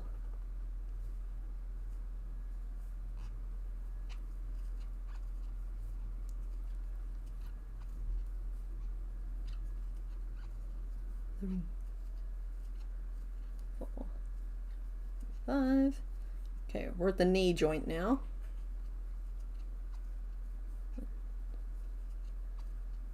Two.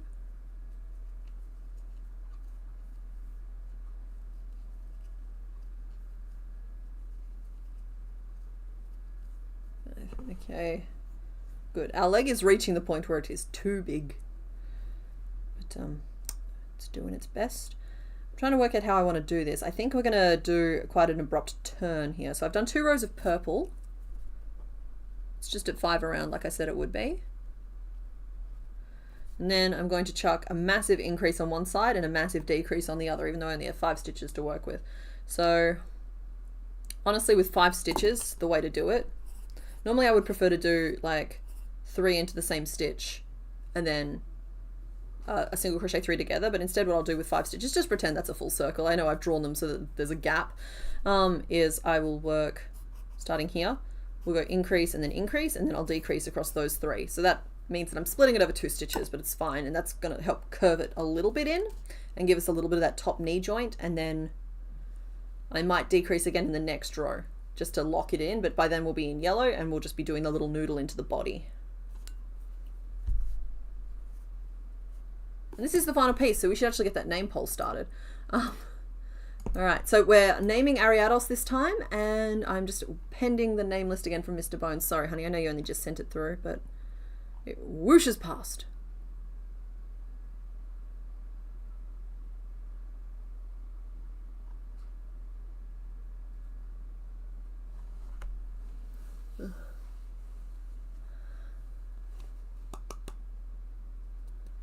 I'll keep working while I wait. That's okay.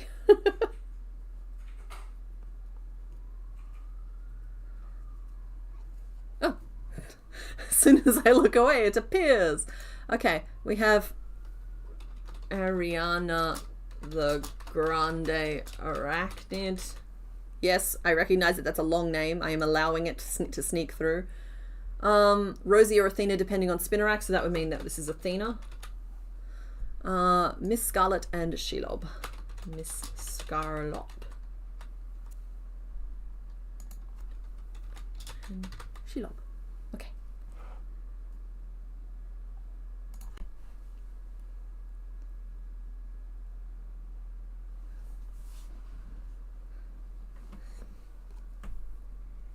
Alright, and now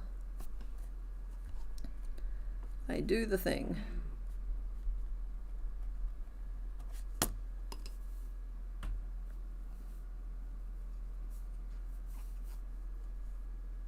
You're surprised the shrimp didn't need more needles than the tortoise contains? Well, to be fair, we did have to pull out our auxiliary tortoise. But, honestly, I've been spoiled by things like Albert needed all of his individual feathers pinned, Marigold needed all of her individual scales pinned. With Shrimpy, he just kind of had armor pieces. So, it wasn't so bad.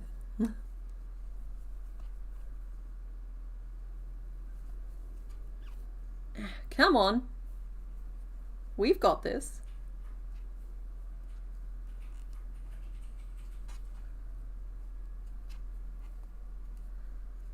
Okay, so that turns it, and I'm going to change to my yellow in the same stitch, just because that's where that should happen.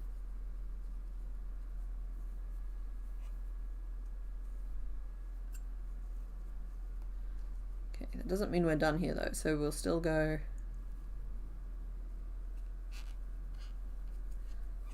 single, single, ink 3,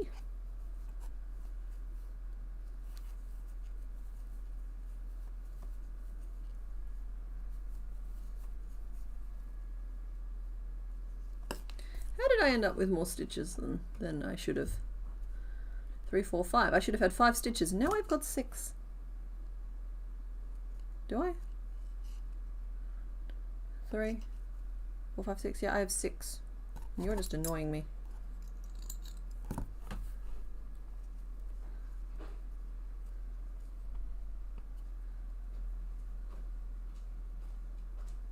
One, 2, 3, 4, 5, Oh, I know what happened. I accidentally worked into the side of my single crochet 3 together. I think that happens to all of us at some point or the other. So we'll go 1 and then we'll go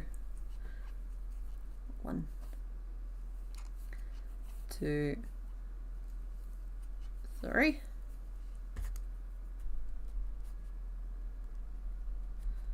And I'll single crochet 3 together again.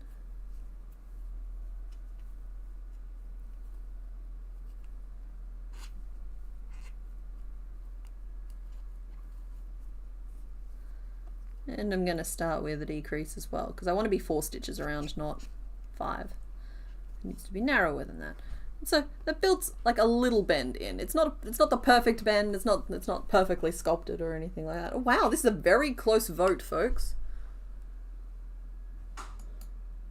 Oh, I'm sorry that I with Shelob that I spelt it with a D instead of a B. I do know that it's Shelob, but it's just a typo. Sorry about that.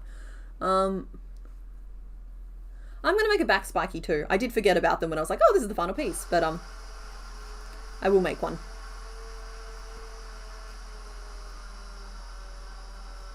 Ah, yes, the sound of productivity.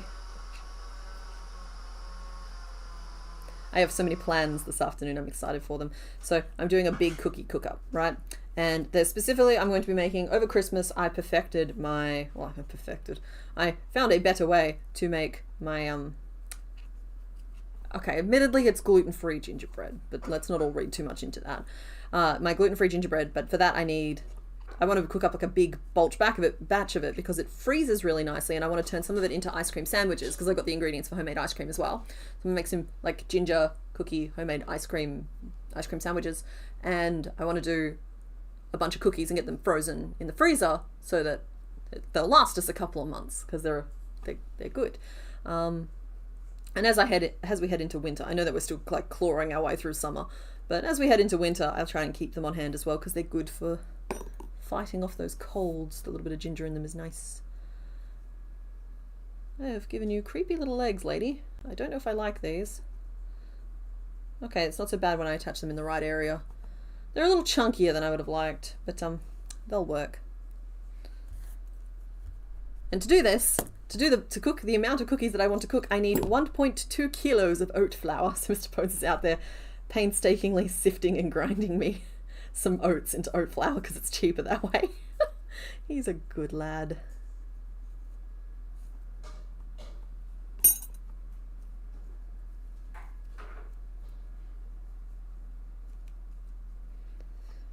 Yeah, Mr. Bones does most of the cooking around here, but I am pretty good at taking food and turning it into junk food. So by that I mean I'm pretty good at baking cakes, scones, biscuits. I was exploring bread thoroughly before we realized that wheat was the devil. But yeah, and I'm also pretty good at like savory junk food. So like my sausage rolls are pretty dang addictive. What oats are good for making oat flour? We just buy they used to be 2 kilo bags, but now they're 1.8 kilo bags of rolled oats. They cost like $3 or $4. He uses a coffee grinder to grind them up as well. We don't even have like a little mill, though. I might upgrade him to a little mill, given how much we use. You're eating cookie dough right now because you have no eggs in the house. Okay, so I have a leg, and I will make one of the little back spiny things too. Still not super happy with how non-pointy they're turning. The pointy bits turn out with yarn, but at this scale we kind of just have to make our peace with it a little bit, just a little bit. So I'll go 1, 2, 3, 4, and this time I'm starting from the base and I'm going to work up to the tip just to try and get them a little pointier. With the legs I can forgive myself, but what's wrong, honey? To those eating cookie dough because they don't have eggs in the house, a suitable egg replacement. No, get out. Stop. You're not telling them that. You're going to think something worse. No, they're not. I don't know how YouTube feels about talking about that subject. We have to obey the overlords. We love the overlords. Anyone who's in Britland already knows about things like blood sausage anyway.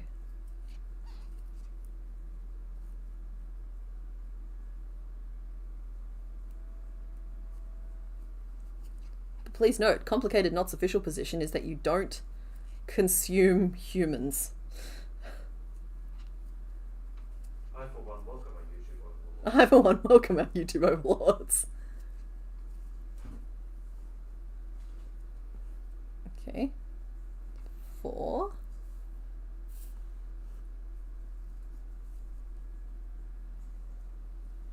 Okay, we magic ringed 4. Then I did 2 rounds of 4 single crochet. And then we'll do an increase with 3, and then we'll change to our purple, and we'll do a bunch of rows of 5.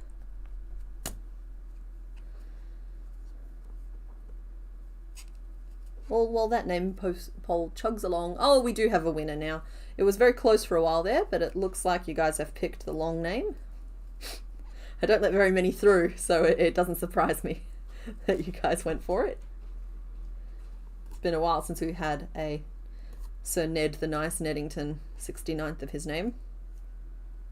Though we did recently cruise past our 69th stream, which is pretty cool. That's a thing that's happened. That was a couple of streams ago now. I think this is number 71. That's Pokemon streams only. I don't include the little bits and pieces that we do in between. Oh, speaking of which, just to like give some people some closure in case they were paying attention. A couple of streams ago, I made like a little potted plant for my Nana's Christmas present. I was like, oh, I'll type the notes up or whatever. And then I forgot to take a photo of it at the time before I wrapped it up for Christmas, and then I gave it to her, and then I forgot to take a photo at that point too because there was just a lot going on. And so I don't have a photo for it. I don't intend to make one again. And while I have the notes, I don't really see the point in sharing them if I can't show people what it actually is. So I've kind of just like let that one go. By all means, cause a ruckus, I guess, if you feel differently, and I'll see.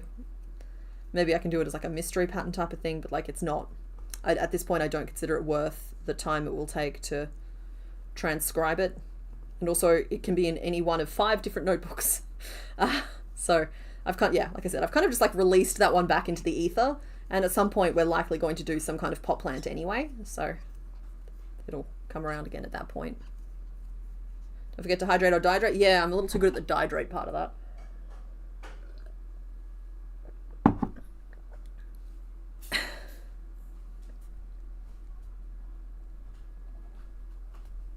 Was that you? What? Something got launched around the house or something? No, I'm over here. Or dropped? Nothing got dropped. Like I said, there's kids next door now. I think they're just having fun. Ah, it was a magnet.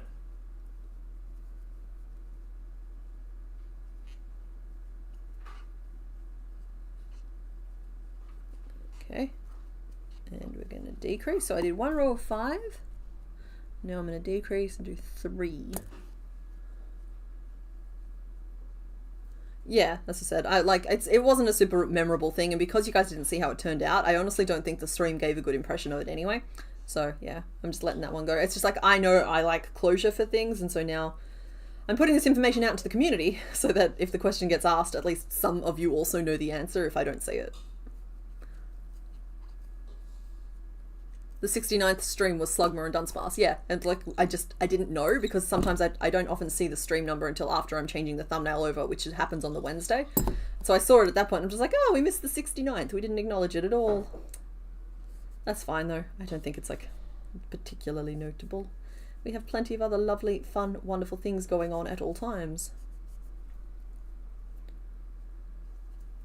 There we go.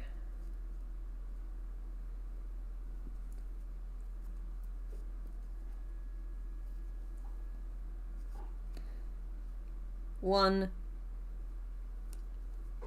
external back structure. So like with the finishing point being at the end, I can achieve a nicer point. It's just means I don't have an open end to sew to the body, which can be both a good thing and a bad thing. That's why I leave loops around the base. There we go. Actually, I forgot to make notes about leaving loops around the base. Back loop only, 4 single crochet, and then 4 single crochet. Get out of there. Thank you. 1 external back structure. How am I doing for time? Hey, we came in under the 2-hour mark, even with our bumpy start. Go team. So yeah, obviously she needs a couple more legs, but we won't do those on stream. There she is. Hello. She's actually a pretty good size because Spinnerak's about this big. So, perfect. Let's close this poll off. And you have officially named her Ariana the Grande Arachnid.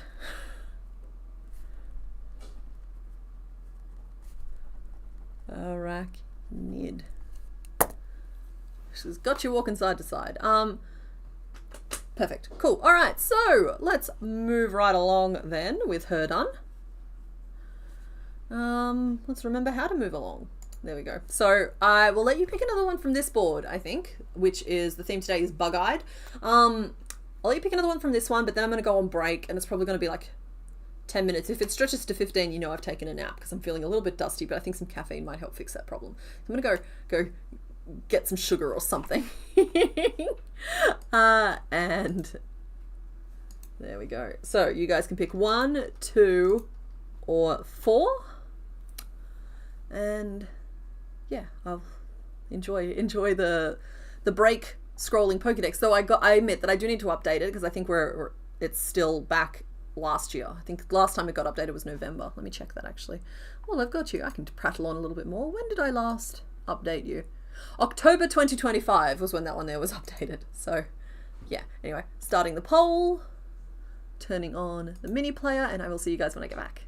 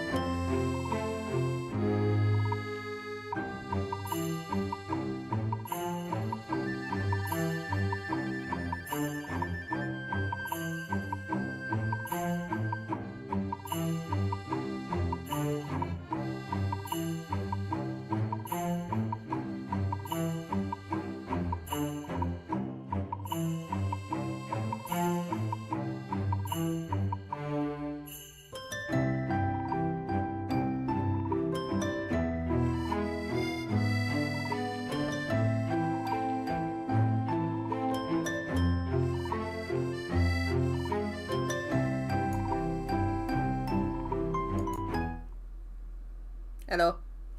I'm back. I'm back. I realized I didn't even have earrings on this morning. That's how dusty I was. My goodness. We are making it work, though. We are trying to make things happen. Hi. Yeah, okay, cool. So, today's theme is Bug-Eyed. You guys have cast your votes for who we are going to be making second. Just to correct a couple of things. I think people have already corrected it, but we have already made Pupitar and we have already made Heracross. So, it's neither of those. I hope you're not disappointed in who we are making next. So, let's close this poll.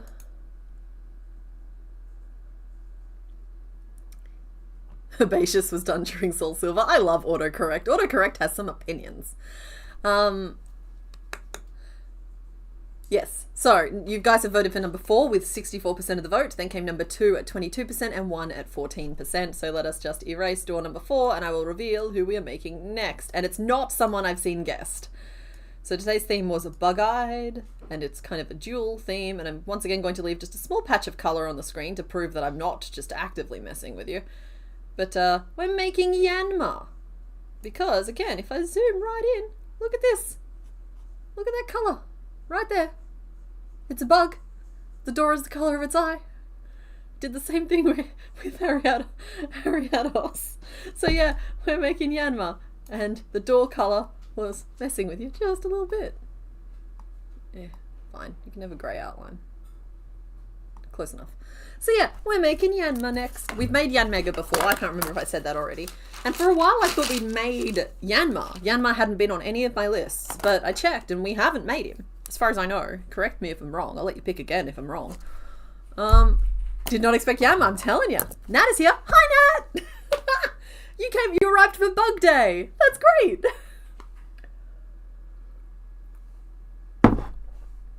It's been a long time. Are you up really early? Because I know the stream hasn't gone for very long yet. Oh, what do I do next? I minimize this. Ouch. And I change the sprite over. Get down from there. And we are making... He's not here. Okay. Hold on a second, guys. I have to go find a sprite online. Which is fine. I know where to look, exactly to where to look, but like I said, Yanma isn't on any of my lists, so he kind of got skipped in a lot of the prep. Because I keep a folder with all of the thingamies sprites in them. Normally this should have been ready at the start of stream, but what were the odds, I said? What were the odds of them picking the one that I didn't have access to? Plonk you there. There we go. I've got it now. All solved. There he is. The little dragonfly boy. And we need to update our counter as well. There it is, because he is the 58th Pokemon. And scroll for some images.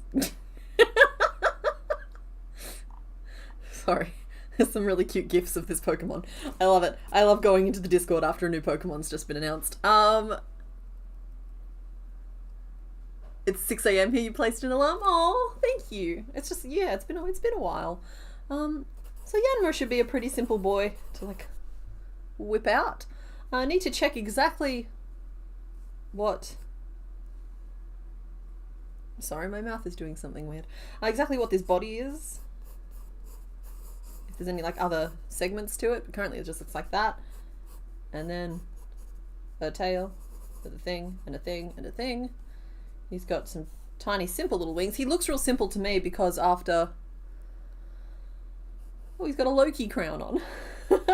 He's got the Trickster God double-pronged crown. Yeah, after Yanmega, this guy just seems real simple.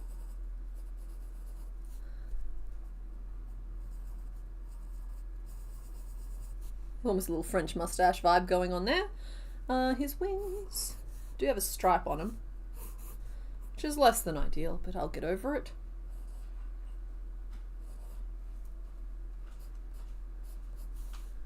And he's got some fiendish little grabbers, of course.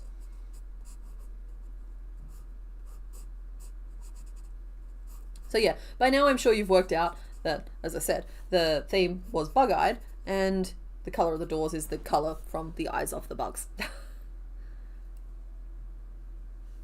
And he's got some liney details, and oh, his body looks like it's 2 main chunks. That's good, that's helpful. Thank you to people sharing reference to pictures. Oh, and that crown extends back down into the body. So it's almost like he's got green face, red everything else. Oh, that looks like it scoops up underneath as well. So it's, oh, okay, so his eyes are almost like just in like a big goggle piece. Which we could do that way, but we won't. We're going to make the head in green and just put red bits over the top. You need a Mr. Bones of your own. You can't have mine, I'm sorry. I do hope you find your own, though. Oh, yes, my shrimp. I love my shrimp. He is my shrimp. He is my boy. I don't like to squeeze him because I don't want to break him, but he is big enough to stand up for it. So let's pop him back down there. He is exactly as big as you would want him to be. Okay. Oh, ink.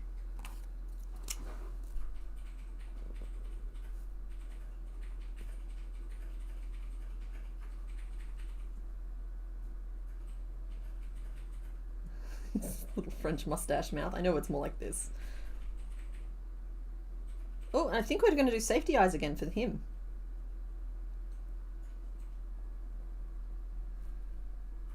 We'll use lime for the green, red for the red. All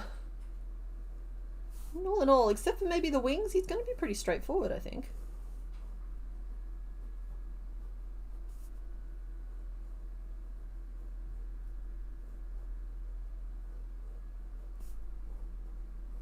The legs are going to be flimsy little floppy pieces, but that happens sometimes. Oh, don't be dramatic.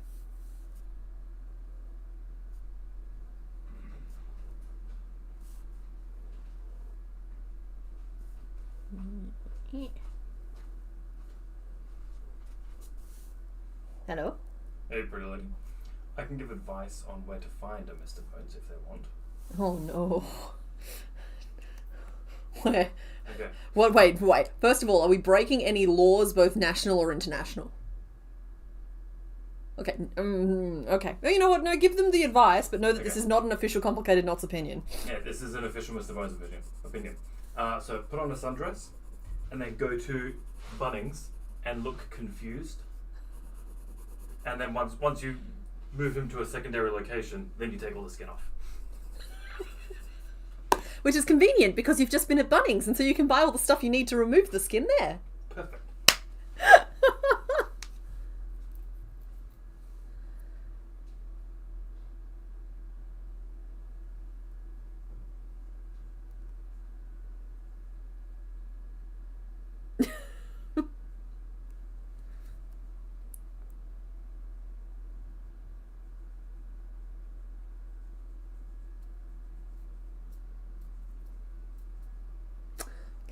Alright, cool. So we have our little guy, and now I need my little colours. So yeah, as I mentioned, he is definitely a lime. Oh, sorry, Shrimpy. He's a lime and a coconut. And this colour is just helpfully called red, which is, it's definitely the right shade of red for him. It's Shrimpy's red. Shrimpy's bright red anyway. Then what else? We have white down in the bucket already, and just some dark grey for the limbs. Is dark grey the one colour I left over there? No! We have dark grey and white right here.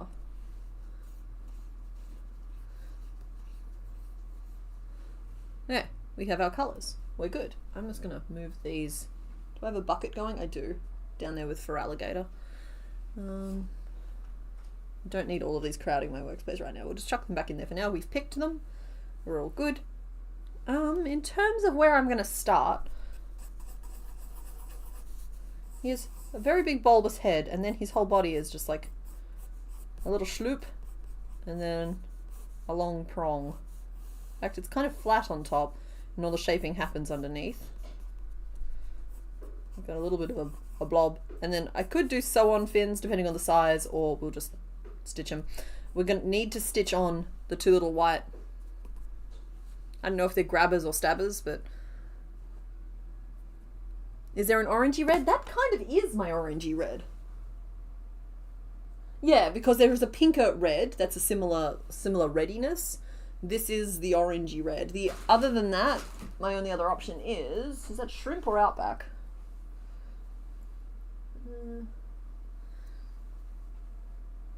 I think this is Outback. I also have Outback as an option. But I do think that the red is better. I don't have any Ruby currently open, but Ruby is definitely too pink. Maybe orange on the wings. This is not Outback, this is shrimp. Shrimpy. I say as though it's your fault. Sorry, buddy. Where's my Outback? There's my Outback. That's better.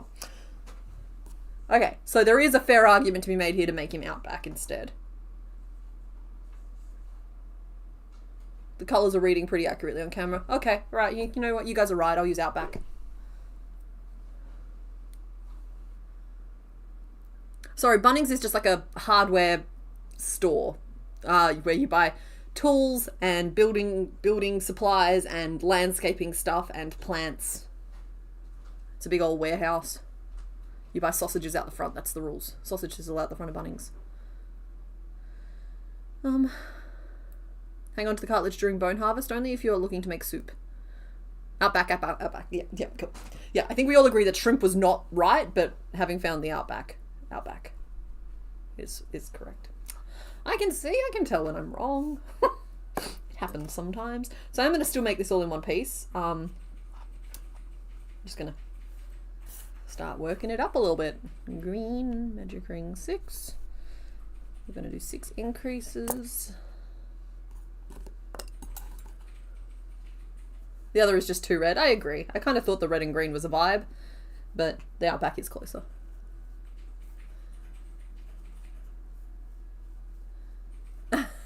You were watching one of the older streams, the one with Magikarp, and you realised I could put my fish Pokemon in the aquarium. I totally could. I also actually have just like some fish that I've made over the years that could go into the aquarium. And they might, but this is a very special little goldfish he's a little shy. He hides behind the post because of how I've got this wound. Can I pull it back the other way, or is it going to be difficult? The whole mechanism needs revisiting. Yeah, when I make over the aquarium, I intend it to be a lot more, like, to have a lot more corals and stuff in the middle of it to make it more of a feature that way. And while he might get like a little shrimp or something to help clean the place, he's always going to be a solo fish. My headcanon is that the fantasy fish that he is prefers to live by himself. And he's happy. He has so much company all the time. In fact, right now he's really glad he's in the aquarium and that the shrimp isn't. Yeah. Otherwise, yeah, it's you are correct. 2, 3, 4, 5, 6.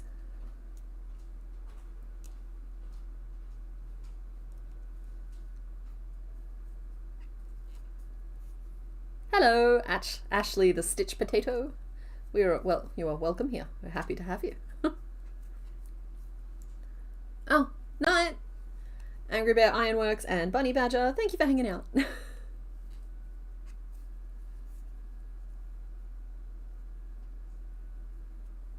Should make that funny little shrimp that people are making that you can make sweaters for?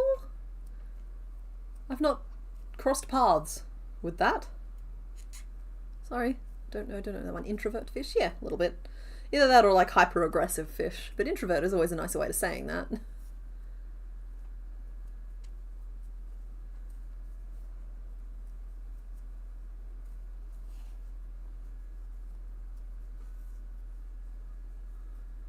Yeah, 1, 2, 3, 4, 5, 6, 7, 8, 9, 10. Yeah, I admit that I do better in a tank that doesn't have any other fish in it. Mr. Bones is the exception. He is my companion shrimp.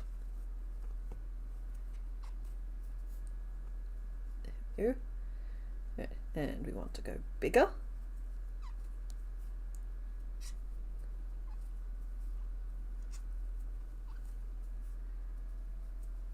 So I don't want this guy to end up too big.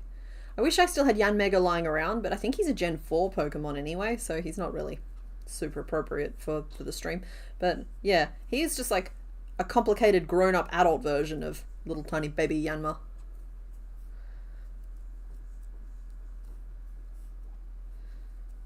This is good. We're tracking very nicely still. So with 42 Pokemon to go in this gen, that is, on average, should be what, 21 streams? And assuming 4 streams per month. I know that some months have 5, but assuming 4 per month. That means we're 5 months out. And out from finishing, which is good because it's still January and I want to be done with Gen 2 by the end of June. So yeah, we're tracking pretty nicely. Even better if we can get like 3 or 4 done. I think my goal for the next few streams, I mean today we picked off 2 what I would consider to be medium Pokemon. My goal for the next few streams will be to be in a position where I'm feeling comfortable to attack 2 of the more complicated ones at once. Because like, I think it'd be fun to get to the end and have just like 8 or 9 of the easier ones to do and just like try and knock out 1 an hour for a few hours, you know? And like do that as our like little run to the finish. I think that could be a fun way to finish off this particular gen. 4, 5, 6, 7, 8, 9, 10, 11, 12, 13, 14, 15, 16, 17, 18, 19. Eep and eep.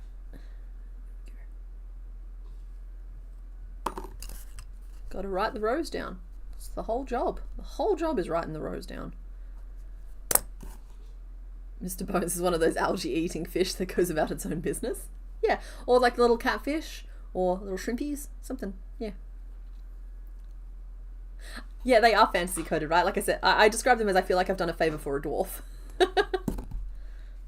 They were forged by Angry Bear Ironworks. I think Mr. Bones linked them earlier before. It's like, so I'm not actively advertising. It's just I did buy them and I do love them, and so I am using them, and so you guys are seeing them.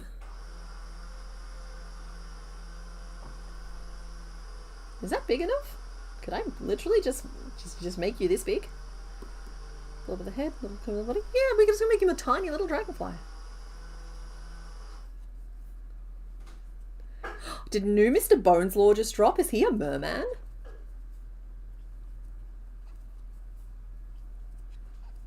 I don't know. I might have to let him answer that one. Mantis shrimp in Animal Crossing New Horizons breaks the glass of the tank he's in when you interact with it by pressing A. No, I am not a merman. He is not a merman. Have I ever thought of crocheting all the Pokeball designs?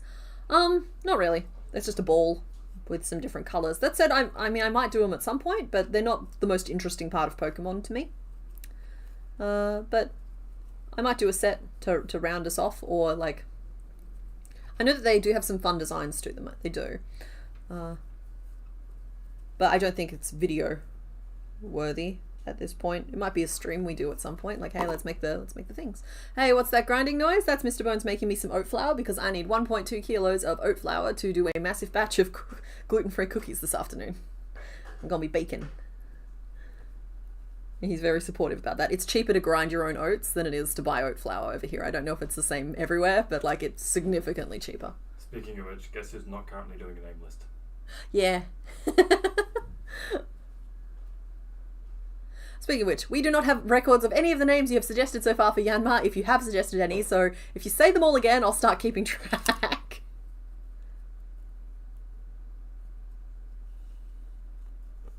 Sorry about that.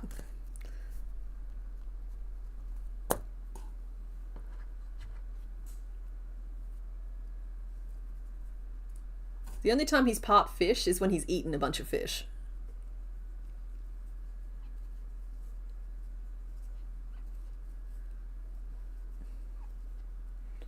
Okay, name list: Loki, Busby.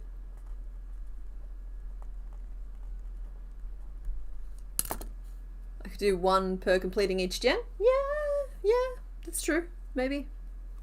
Gonna do the regional forms. No,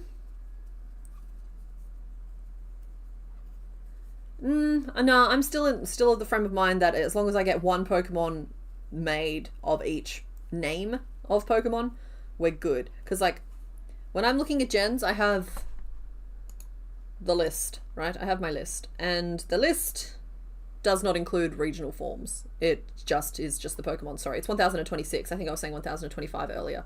So, no, regional forms aren't featuring at the moment. But that said, they are definitely on my short list of what to do afterwards.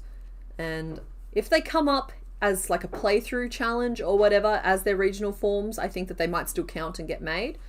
But yeah, my current stance is like, nah, we make each Pokemon once, and then after we've gotten through all 1,000 and something of them, we go back and do things like regional forms and mega forms and Dynamaxes and all that stuff.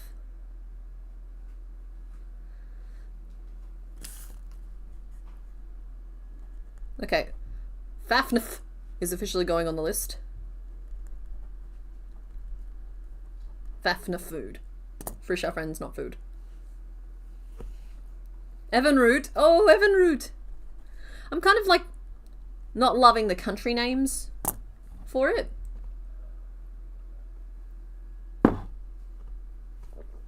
Just in general.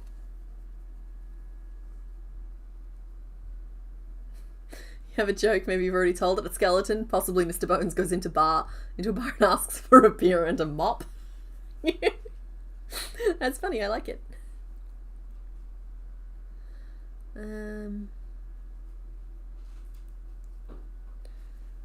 Oh, whoops. I just wrote Evanroot down as the next line of instructions. But CK, what's an Evanroot? Here's the dragonfly. What's the next playthrough challenge? It is Gen 5. It's... I haven't tested black and white yet, but that's the plan. I intend to check. Hopefully I'll test it this week. It's on my to-do list to test this week. And by test, I just mean I would like it still to be randomized, even though I've only played through it once, and so like I'm not going to really be overly familiar with anything in it. And it's going to be exclusively Gen 5. And the plan is still to knock off 6 Pokemon per episode. And it's probably going to become like a monthly fixture where I do one episode a month. There might be some batch filming involved. I haven't decided about that element of it yet. Because like I basically get every month 1 pattern and 2 like bigger project videos, and so I'm thinking that it might just take up one of those project video slots for a while, and then if it starts feeling restrictive, it might go on hiatus for a bit. That is impressive. May I show the folks? This is what he's been working on. This is just a giant container filled with oat flour. It's been sifted by hand. It's been hand ground. It's lovely. 996 grams. I still got a bunch more to do. Oh, lovely. Thank you. Ranma? Is Ranma a reference to anything? Just out of curiosity. Am I spelling Evanroot correctly? I don't think I am.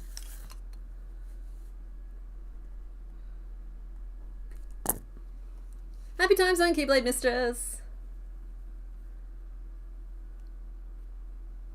Evanroot is a reference to the Rescuers Down Under. He is the Dragonfly airboat pilot.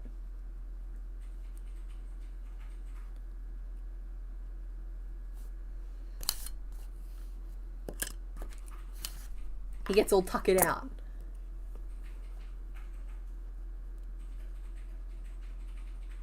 Oh, sorry, it might have just been the Rescuers.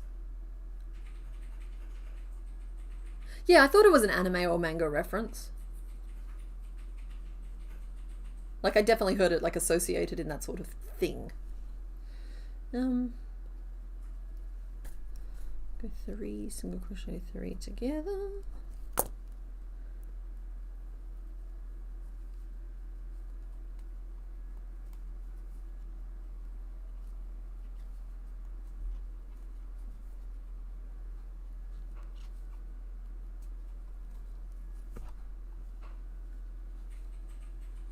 No, around again.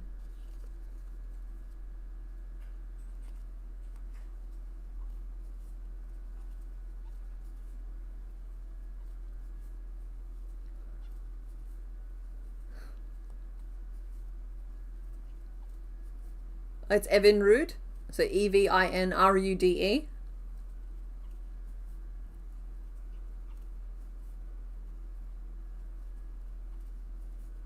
Okay. Crossing out both spelling attempts I've made for it. Vinrude. Evinrude.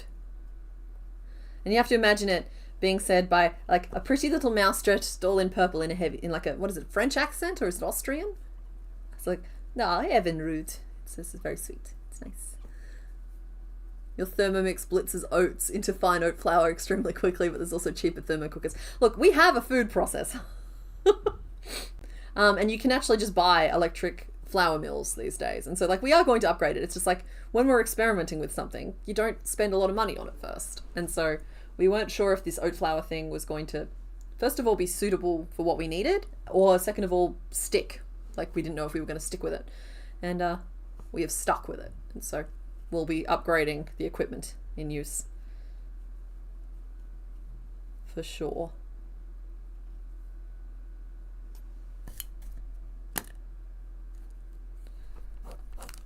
He kind of cinches in from all directions, really, looking at this. So I guess I'll cinch him in from all directions.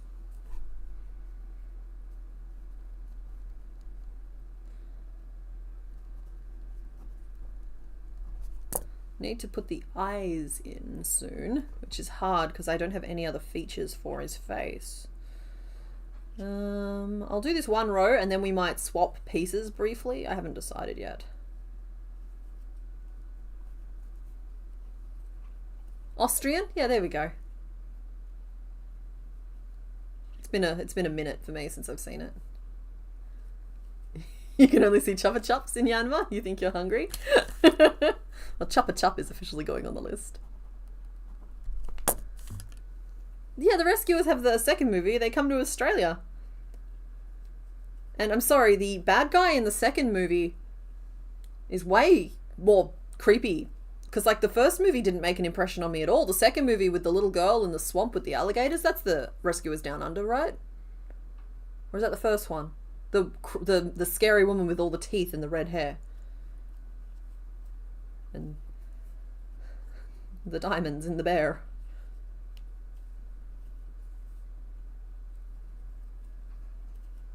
Alligators in the Swamp is the first one. Oh, what's the second one then?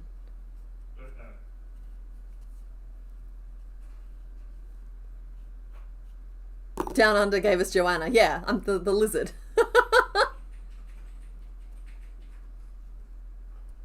Yeah, big gemstone and evil lady with fake eyelashes. That's the one I'm thinking of. Okay. The first one was alligators. Okay, because like alligators and crocodiles, like when animated, could be very similar.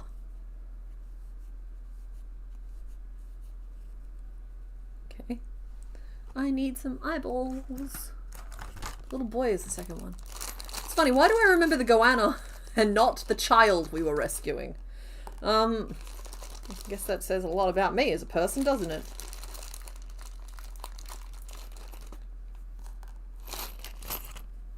Okay.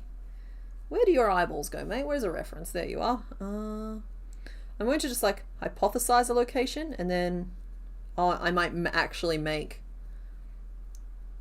part of the hat or the mouthpiece or something. I don't know. Are these even big enough?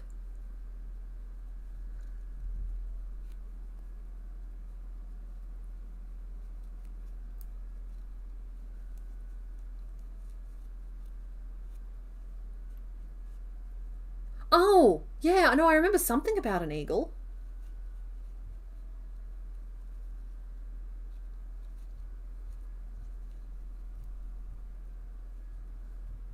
How far apart are your eyes meant to be, mate? I know, everything's so new at the moment. You'll be okay, though. Then he needs like a little triangle hat piece and a little mouth piece. I'm happy with that eye location. I don't need to stop and make other pieces. I can see the vision.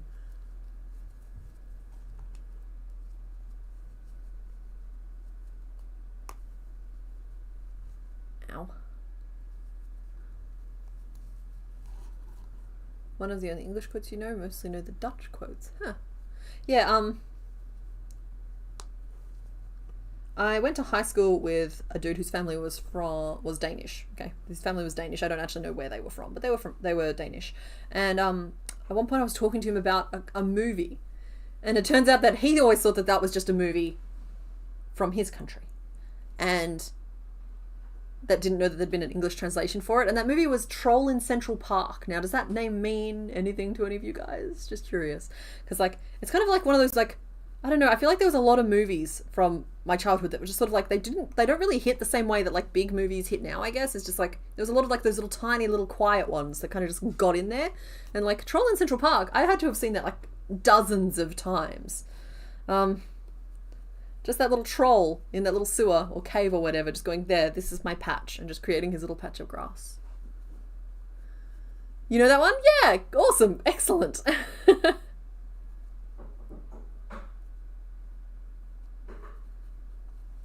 Good.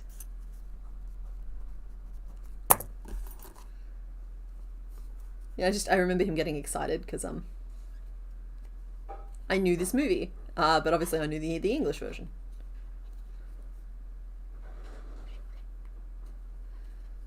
Three, 4.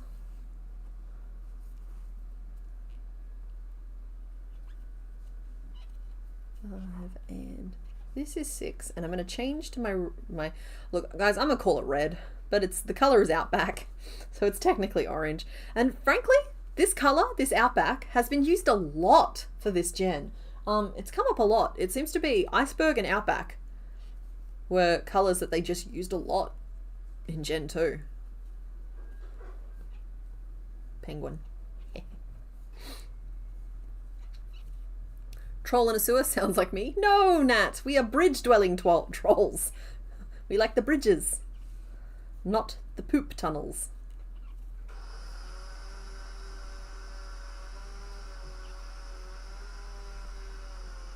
You had to look it up. Apparently you know this movie too. A very deep cut memory. Yeah, with the green thumbs. That he comes from a family of trolls with the purple thumbs that turn things to stone. That, and I think it's called the magical flute. Might have been the magical ring. Yeah, where they like follow this invisible string to get out and escape from the trolls that only have one toe, but if you step on them they have to hop around and it hurts them. Ouch. Like, but the trolls are actually kind of scary, or they might have been goblins in that movie. That's just another one that's just kind of like been added to the muck that I emerged from. The primordial ooze of complicated knots.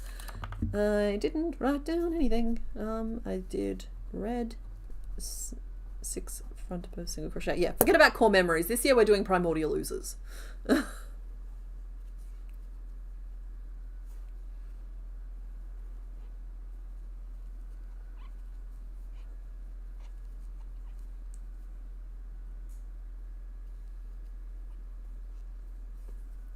And they were afraid of the light. Like, if you had like a torch or whatever, it would keep them away.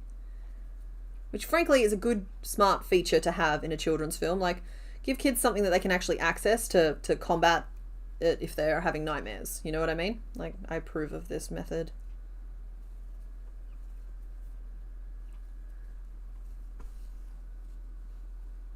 Gotta go feed, walk, and generally love the fur kids. Okay, have fun. Thank you for hanging out. The price of housing. Yeah, you're not wrong.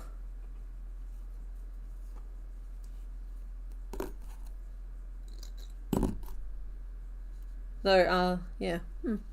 Troll in Central Park and Dinosaurs in Central Park. Yeah, was that one called We're Back, or was it Dinosaurs in Central Park? Now, see, I know I've seen the Burrowers movie, but I also couldn't tell you anything about it. Outback is the Gen 2 version of Purple in Gen 1. I agree with that. It's just, it's quite prolific. It's everywhere. It's everywhere. It's everywhere.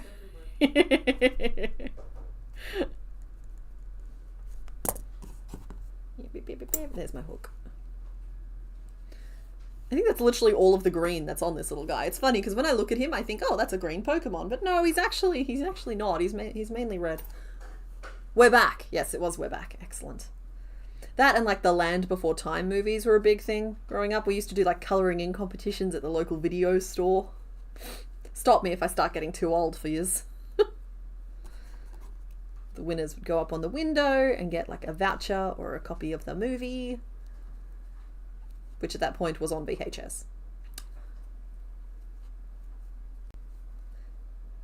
Yes, We're Back. The only thing I remember about that movie is the poster. Like, I've definitely seen it, but like literally the only thing that has stuck around is that poster of them in that parade.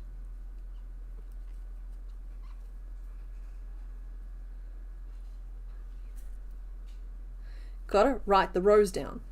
We have to write the rows down. Gotta write the rows down. 1, 2, 3. Attention increase. 1, 2, 3. Okay, well, I mean, at least I'm doing it evenly. How many stitches are left? 3. Okay. Cool, cool, cool.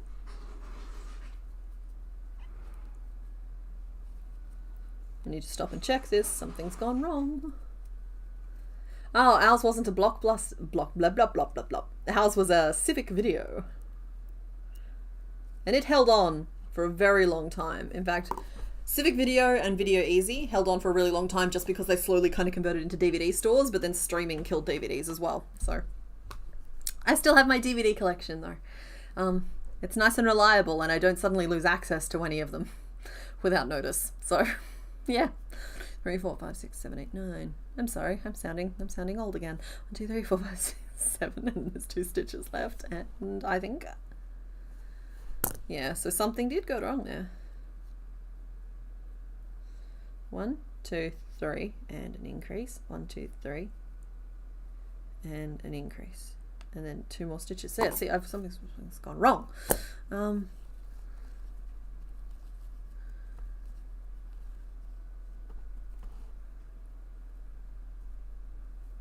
Legend. I don't remember Legend. I remember, oh God, what was the name of it? Willow. The original Willow movie. Remember that one. That and like Dragonheart. 1, 2, 3, 4, 5, 6, 7, 8, 9, 10? Eh?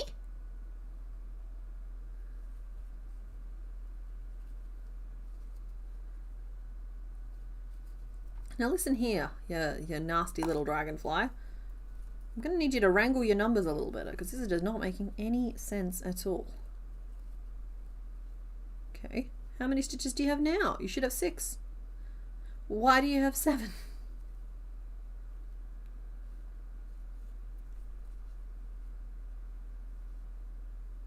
No, there definitely should be one. Why do I have 7 stitches?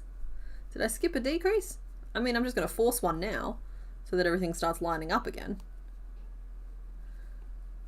But I want you all to know that I know that that wasn't right.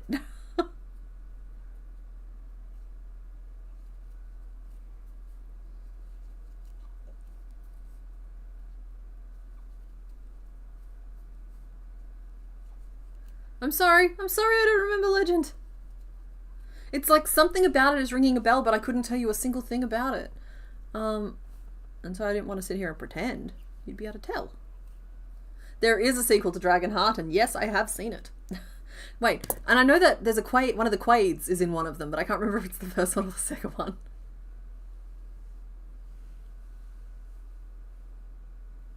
The Last Unicorn? Yep, I actually just watched that one recently. I made poor Mr. Bones watch it, and he had a different experience with it than I did. There are 4 Dragonheart movies, but we're dealing with the last dragon in the first one. How do they keep finding more dragons? Wait. Pre-hysteria. Anyone? The dinosaur fossil eggs that hatched in the modern world, and 2 kids had to look after them and keep them away from some sort of evil thing that wanted to take them away, but there was just like these 4 baby dinosaur puppets running around. Yeah. I'm sitting here just really hoping that somebody else remembers this, because my goodness, I don't know where that even came from. Yeah, there was an audible click as I was just like, wait, what?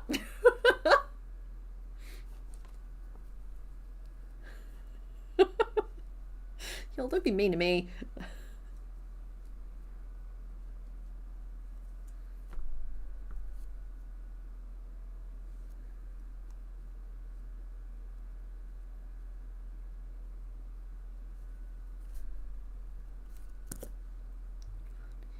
Ink.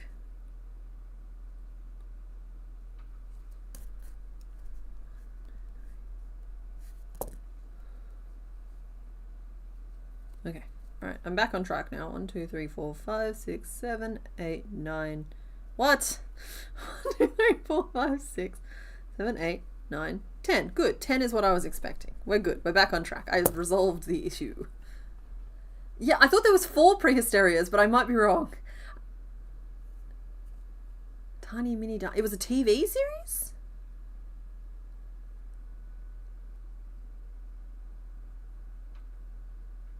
The Magic Cauldron was, oh no, that's the Black Cauldron is the one I'm thinking of, I think.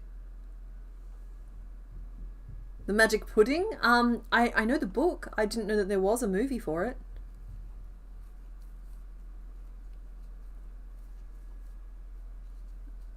Two, three. Do a regular little old increase there. 1, 2, 3, and 4. And we'll do another little regular old increase there. And I think we're at size. That brings us to 12. He's not a super big little bug. He's a little bug.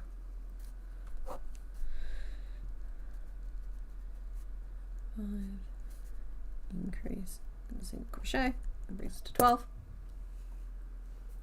Well, I think that they used to do this thing with movies where they would carve them up into either 30 minutes or 50-minute chunks and play them in like the 1 hour lunchtime movie slot. Like that's one of the first times I remember seeing Labyrinth. It was cut up into like the movie slot, but they didn't show the whole movie because the movie was too long. They'd carve it up into like episodes.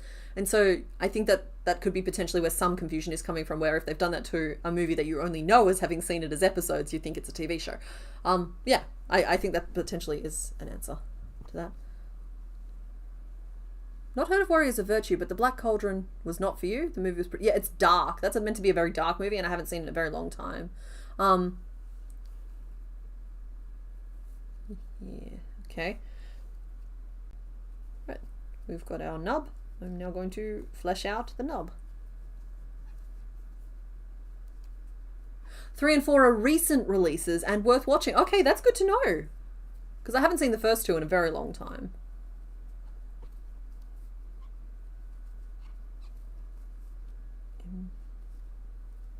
I forgot to mark the start of my row, so I'm just keeping an eye out for that second increase so I can tell where I'm up to. There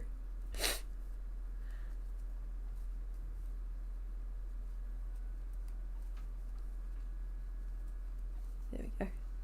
So that was 12 around, and now I will be more responsible with my crafting.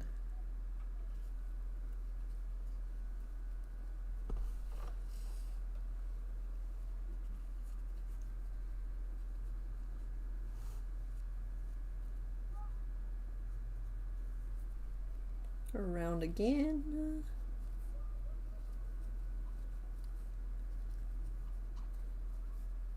Prim series of books which the Black Cauldron has been hard for you to find in print. Yeah, it's funny like that, how like you go looking for certain books. Like I've talked about it before, but there's a series of Tamora Pierce's books that I would really love copies of.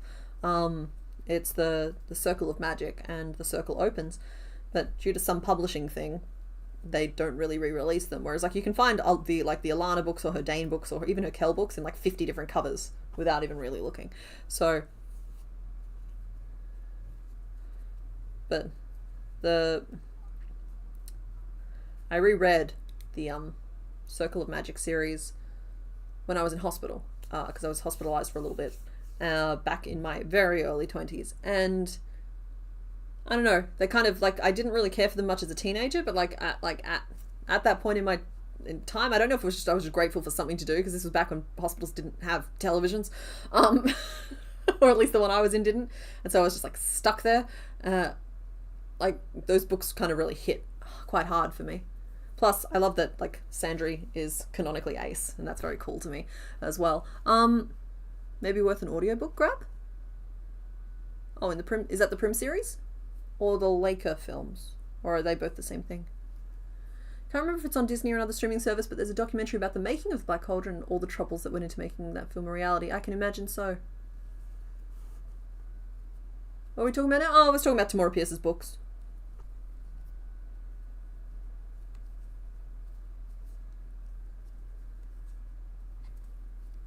Amazon sells a bundle that's worth the price. It's 5 movies now for $10. What is everyone's favorite Disney movie? Oh, I'm so glad that you're mentioning 101 Dalmatians, because that is definitely a top contender for me. I salivate over that film. I love the animation style of it so much, and I love the fact that it was an accidental animation style, because of course that's the first movie that really used the Xerox method, right?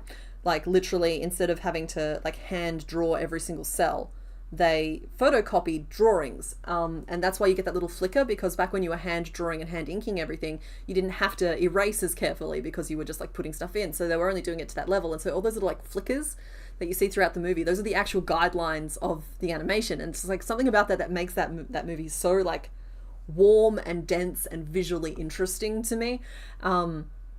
Plus it's just really cool. Plus it's one of the first examples I can think of that has it's literal 3D modeling in it, but because it wasn't computer did 3D modeling, they actually built Cruella de Vil's car as an actual physical 3D model, and they like gave it harsh lines, and then they used that to do that chase scene at the end, which is how they got all of those angles on the vehicle. And so that's really cool as well. And so like they were really like pushing forwards with the technology that they had available to them at the time. I'm sorry, apparently someone hit my 101 Dalmatians button. It's fine.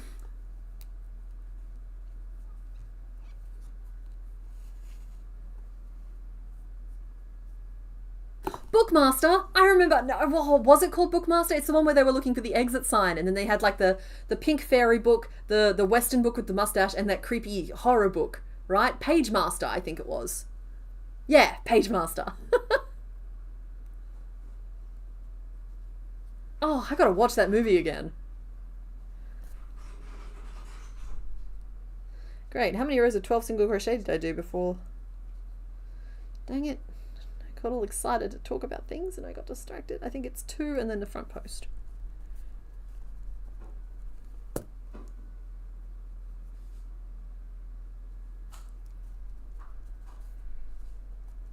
Current name list, by the way, everybody, is Loki, Busby, Ranma, Evanroot, and Chopper Chop. Yeah, Pagemaster was intense. I remember it like being scary as a kid, but I'm almost certain as an adult it would not register the same way.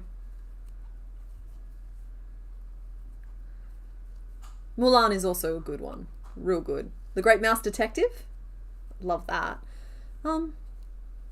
Let's see. I'm thinking. Because I've got a lot of... You know what? It's probably The Sword in the Stone.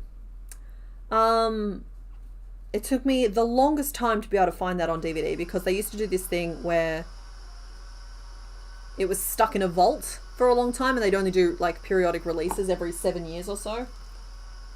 And so that one was particularly hard to add to my collection, but I really like The Sword in the Stone.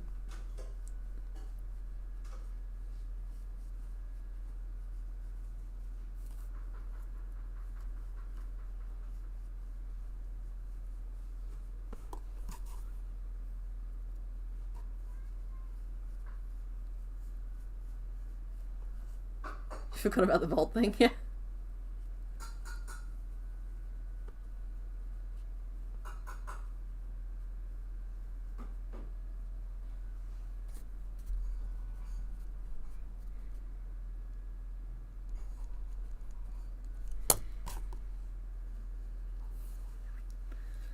Yeah, Treasure Planet was one of those like doomed movies where it was released in order to like prove a point about something, wasn't it? Like, isn't that the one where they were trying to prove that people weren't interested in traditional animation anymore? Whereas I think they've recently just announced that they're going to go back to making 2D animation films. I'm just like, good, do it.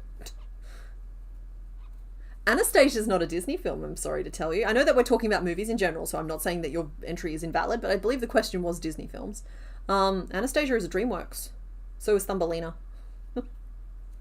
Both of them were like, oh, what's his name? Someone Bluth? Yeah, the dude who draws all of his dudes the same way. Your brain just exploded from the memories of videos going back in the vault, right? Yeah. It's weird what stays in your brain and what doesn't.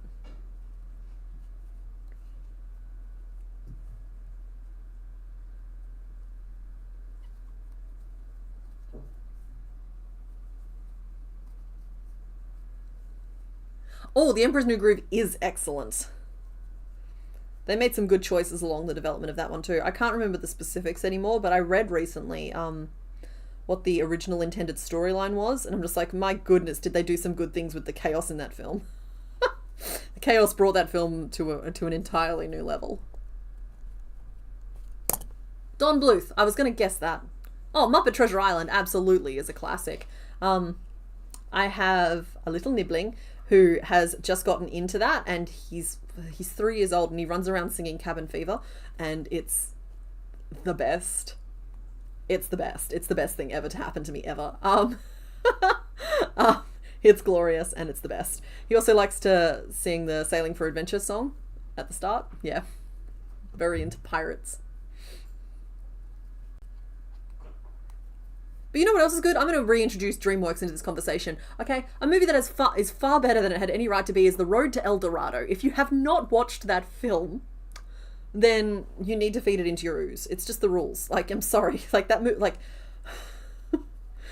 is excellent. I remember seeing it in cinemas and just being like, yes, that is the film that I'm going to base my personality on for a little bit. Yeah, exactly. Road to El Dorado. Yeah, Loot. I'm glad you get it. That's good. I knew you were a person of impeccable taste.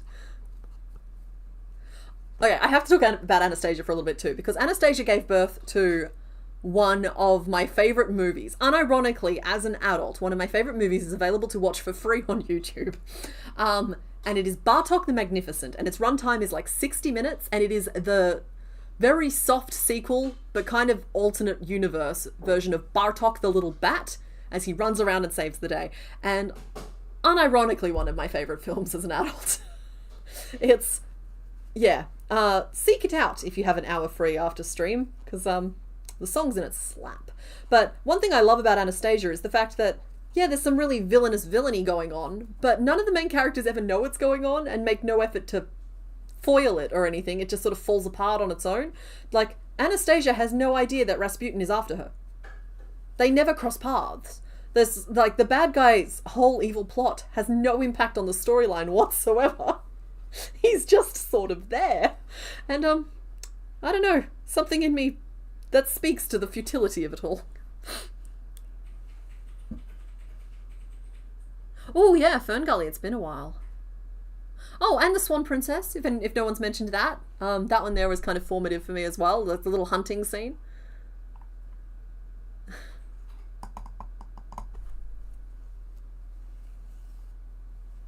Oh, there we go. Mr. Bones has literally posted a link to the video on the Discord live stream. So, like, you can literally just go watch Bartok the Magnificent. Not right now, because you're talking to me right now, but you can watch it afterwards. Just be prepared, because those songs will be in your head forever, and there is no escape. And what I particularly love about this whole Bartok movie is the fact that I didn't see it for the first time until I was already an adult. So it's not even that I like it because of nostalgia. I just like it. I don't know what it is about it, but it hit for me real hard. I don't know if I've seen Swan Princess 2. Why did we need a second one?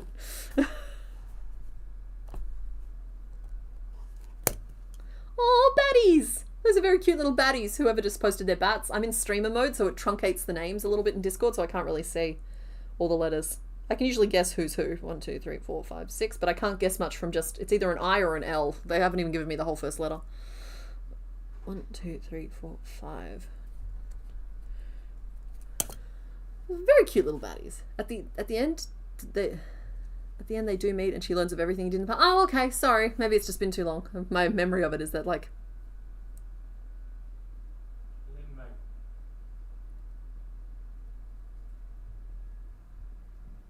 I had a book based on the Swan Princess movie and had sound buttons. Would you feed this to a swan?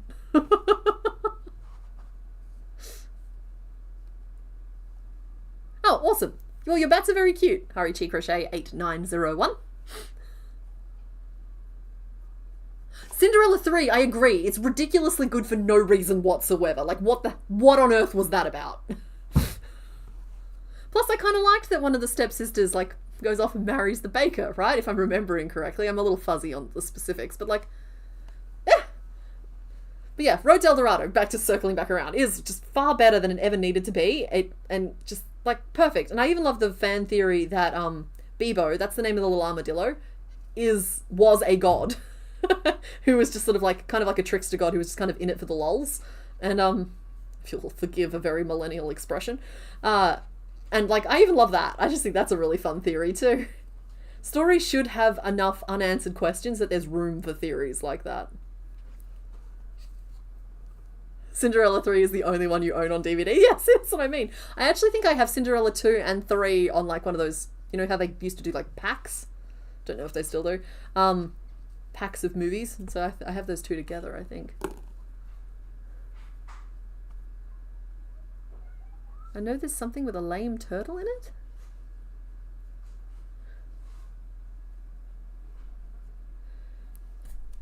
Two single crochet, ink, and 3. But no, big fan of animation as a storytelling genre because, like, one of the things that always kind of bothered me, I don't think it's as bad anymore. I think that we've kind of learned a little bit, but the idea that animation isn't a genre, animation is a medium, animation is a storytelling medium. And that for a while there was this idea that animation had to just be for children because it's animation and that's the genre. I'm just like, no, that's not true. But I actually think that YouTube helped a lot with that, with a lot of amateur animators who became professional animators through it, producing their own content online. I think it just became something else, and that's really cool to me as well. There's 12 Swan Princess movies now? What?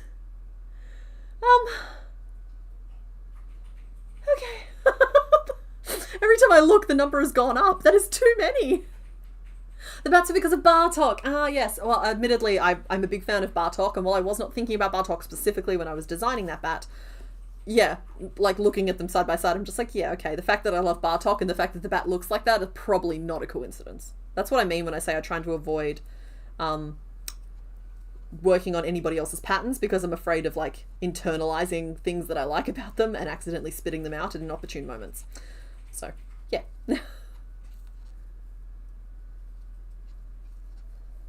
Oh yeah, I was say, I thought we did have a movie chat already, and we do.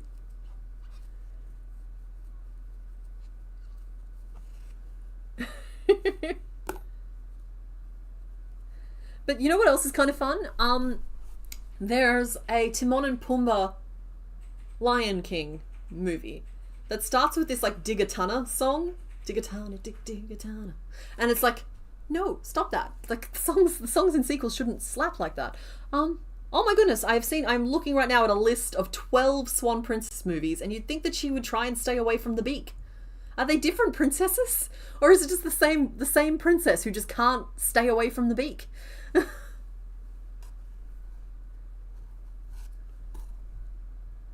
You know what else was surprisingly good? There was a Puss in Boots movie that came out. It was called, like, The Last Wish or something. I haven't seen any of the ones since, like... Okay, I watched Shrek 1 and 2. Shrek 1 and 2 were both good. Shrek 3 left no footprint on me whatsoever, and I've avoided the franchise ever since. So, I haven't seen any of the Puss in Boots movies except for The Last Wish. That movie has no reason to be as good as it is.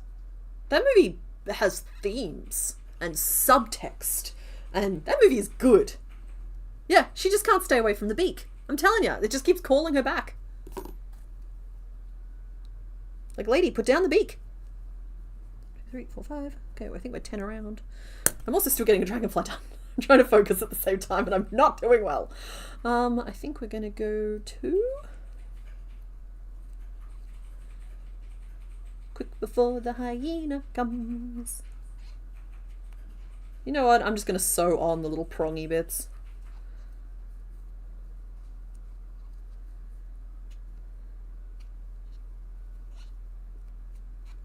Here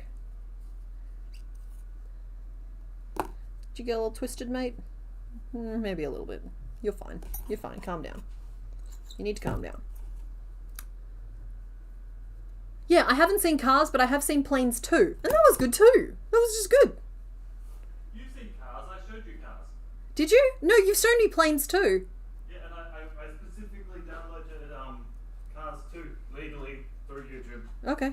And yeah, showed you Cars 2. It's when he's fixing the road. Oh, I remember that. I thought that was Planes. No. Planes is the one where he Okay, I've mashed it all together in my brain. I'm sorry. Fire rescue The plane. fire rescue plane. Yeah. Okay, I have seen Cars 2. Cars or Cars That's 2? Planes too. Have I seen Cars? You've seen Cars. I've seen Cars is where. Okay. Planes is where they're planes, and Cars is where they're cars. Just to Which clarify should have been one moment. obvious. I also apparently can't stay away from the beak. So, fire and rescue is where is Planes too, and the one where he's driving around as a car. Okay, I get it. Where he has to fix the road. No, I remember him fixing the road. He's doing the race at the end, and like he's going to win the race, but he's like, "Oh no, The road. The other guy, he can't finish it." So he goes over and he pushes him over the finish line with his head. Because everyone knows that losing is the absolute form of victory. Well, It was a moral victory. yeah, it was a moral. It was a moral victory. No, it's a good movie. I'm not gonna like to make fun of it. And so, yeah. Oh, see, Balto has a sequel. How?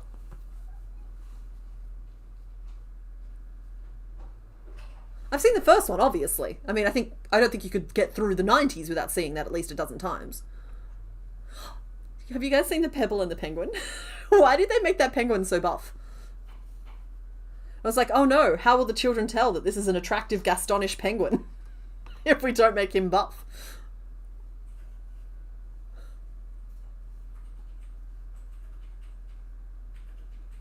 I haven't seen The Wild Robot, but that is actually on my short list of things to like seek out next time I'm in the mood for that kind of thing, because I feel like it's going to be beautiful but like very visually intense.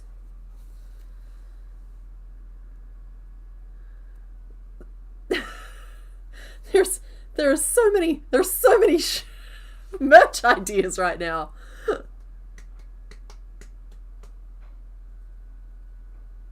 Lots of Don Bluth today. Yeah, well, I mean, he was an icon. Is an icon? I don't want to was a person who still is and is. There should not have been a sequel to Pebble and the Penguin. So, see, they've always been just bad about tacking sequels onto stuff. Okay, I have my little dragonfly base. Let's make him some pieces, shall we? So he needs a Loki hat and he needs a little mouthy piece. So let's start with the mouthy piece because I think it'll be more straightforward.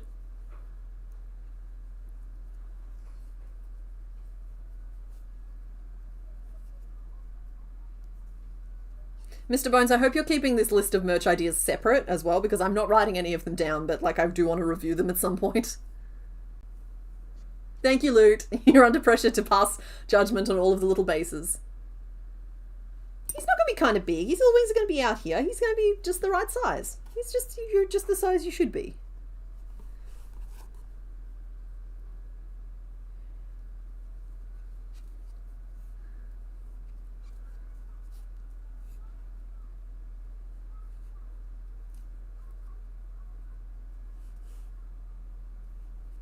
His little mouth, which does extend under his chin. Oh goody, didn't write down the last 2 rows of the body. Love it when I do that. Why am I like this? 2 single crochet and then single crochet 3 together, and then we finished off. I swear, I just need constant adult supervision. You're supposed to be watching me. I don't understand how this keeps happening. Magic ring 6. And then we're going to maybe go 3. Let's do a little turn.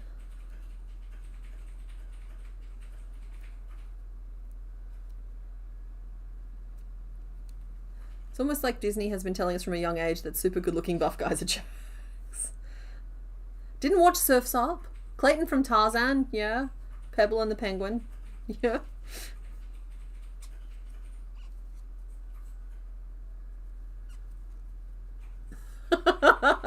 Thank you, Nat. That's very supportive of my thatedness.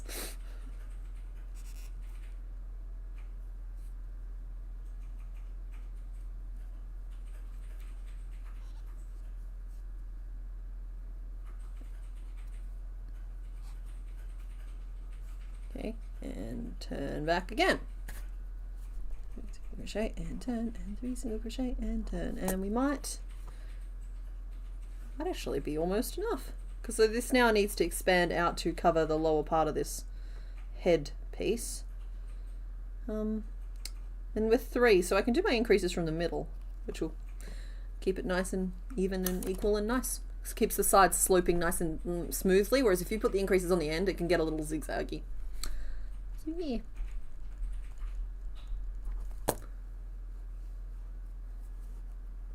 And yeah, I'm sorry, I also have to enter the fact that the Beast from Beauty and the Beast is also arguably buff. I get that Gaston is buff and a bad guy, but the Beast is arguably buff and also kind of a editing language for YouTube, a bad guy. If you ever sound mean, I promise it's an act. No, I promise you I'm not taking offense. You're fine.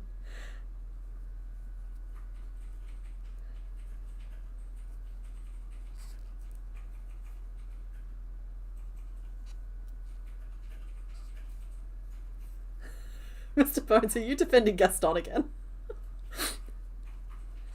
Yeah.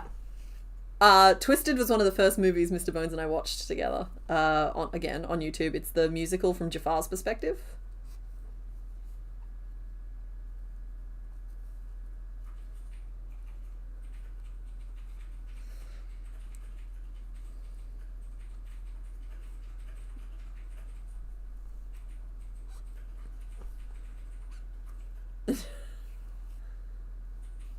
Yeah, fiber therapist, I found that that's just a good way to be on the internet, and it leads to happier things as well. Because, like, yeah, of course people are trolling sometimes, but, like, I'm happier just assuming everyone is sincere and responding with sincerity. It means that I appear to be someone who doesn't always get the joke, but, you'll find in person I get the joke. You know what I mean? It's kind of just like the whole editing of language kind of edits who you are as a person a little bit, and so, like, having to edit certain phrases from my vocabulary edits who I am as a person a little bit online, and that's fine. That's kind of why the whole CK name thing is helpful to me, because it means that I'm not editing who I am as a person, I'm just editing CK. CK has a few little edits where she doesn't swear. And that's good.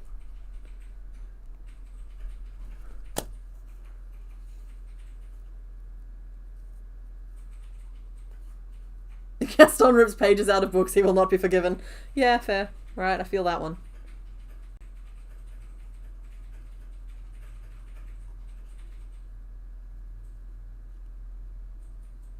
Okay, I think we're just going to do a standing row there. 1, 2, 3. We did go up another level.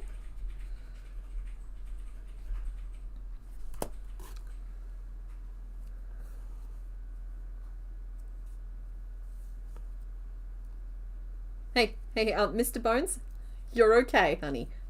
Just back away from the subject, okay? I will not. His name has been tarnished and I must fix it. No, it's okay, honey.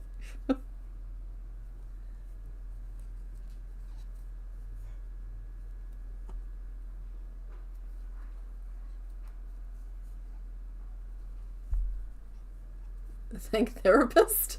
What? The Toy Story trilogy is the perfect trilogy. I have not seen Toy Story 4 or 5. I hope they never release them. I said it.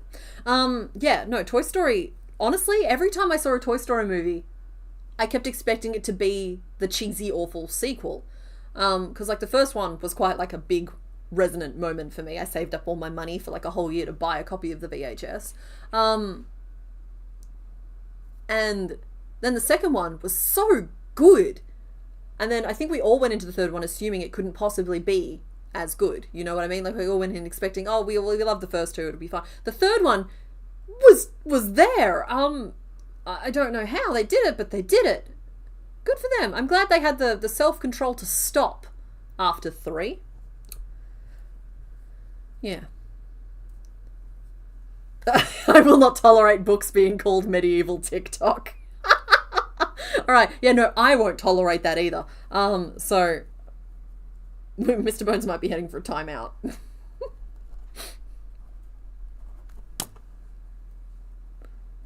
Their name in YouTube includes therapist. Oh, okay.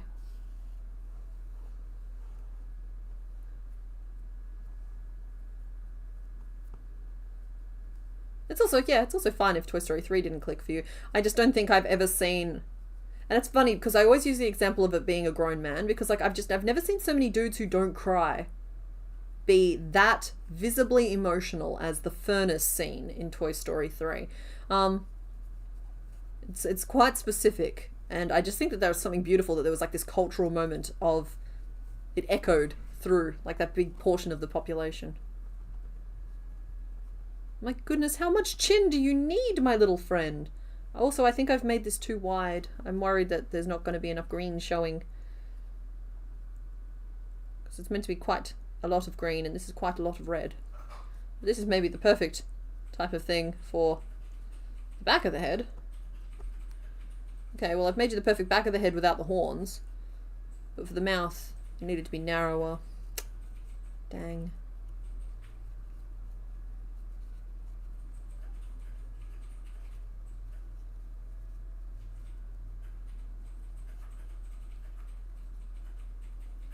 You know what? I'm just going to make it work. I don't feel like going back, so we're going to make it work.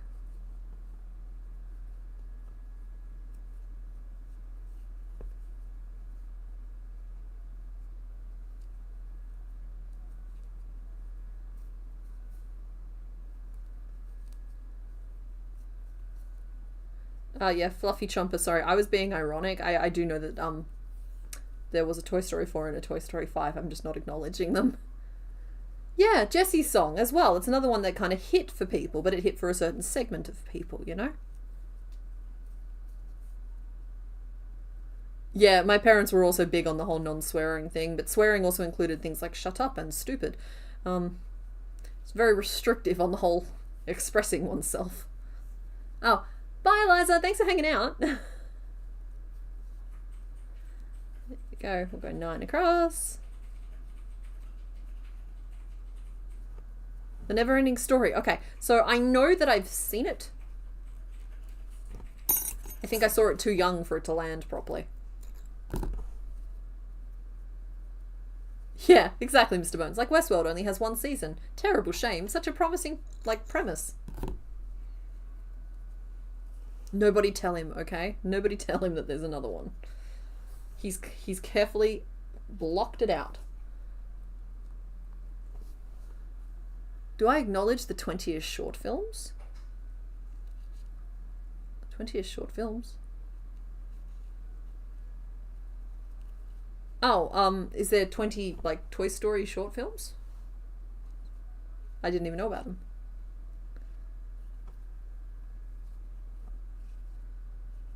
He looks like Bane. You've merely adopted the bugness. I was born in it, moulded by it.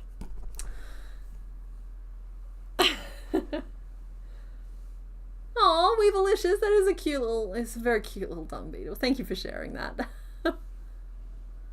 Yeah, Scrubs only has 8 seasons, but they're releasing a new one next month. And I don't know, it has potential. It has potential. Some of the actors have not aged at all. Good for them.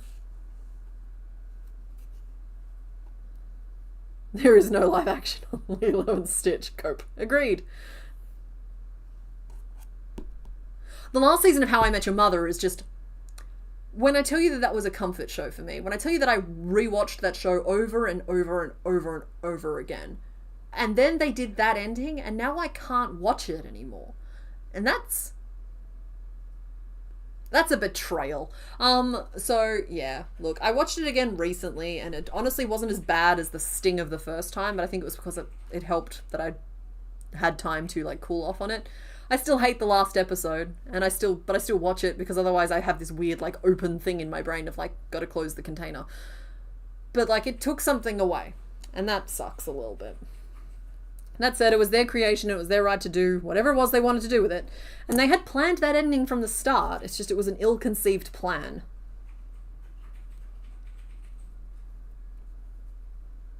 We rewatch, and then we stop.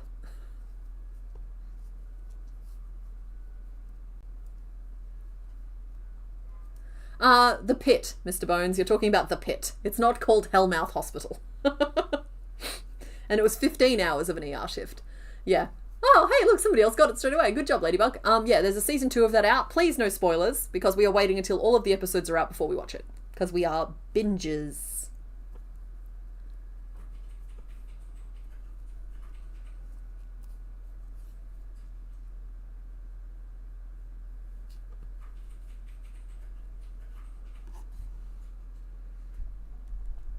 I'm making the hat. But I'll be putting up the name poll real soon.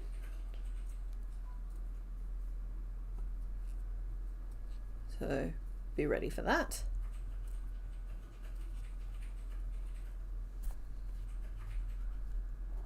Once I've done this hat piece. Do I want to do those spikes as built in? Or do I want to add them on? I think they have to be built in. Getting their position is going to be kind of tricky.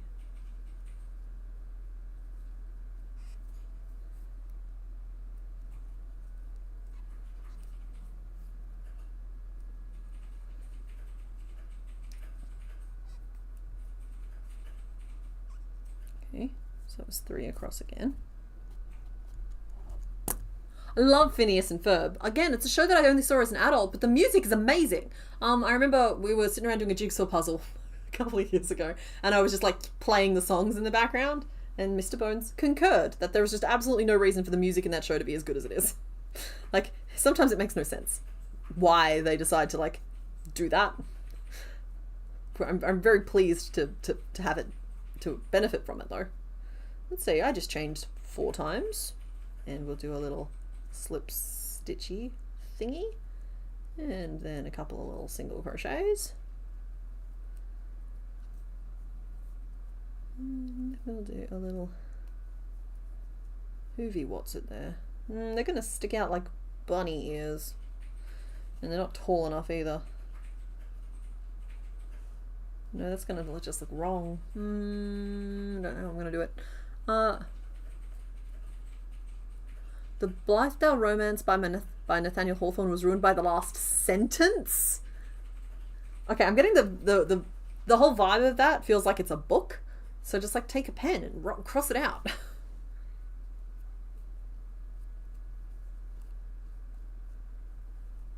Yeah, Mr. Bones kept getting very distracted by the cleaners on the pit, particularly as there was one woman who like was just standing there mopping the same blood splop with the same string mop for a very long time if you were paying attention, and he could not pay attention to it. Deep breath, honey. It's over now. It can't hurt you anymore. Can I make a diversion? Sure. Okay, so like you have all of this chaos going on, and it's the perfect time to show like everyone's putting their nose to the grindstone to get it done, but it's a string mop. First of all, you would never use a string mop because, oh my god, bacteria, everything. Like you just use disposable. Won't even use a string mop here. And she's just smearing it around on the. Oh god. She's smearing it around for more than a whole episode. And they've got the buckets of water. You would never use that in an AR because you're just moving the bacteria from one place to another. It looks clean. It's not. That annoyed me. Sorry, I don't know if you realise this, but the cleaner thing is new law for Mr. Bones. You might need to go answer some questions. You thought he was an engineer? He could be. He's smart enough.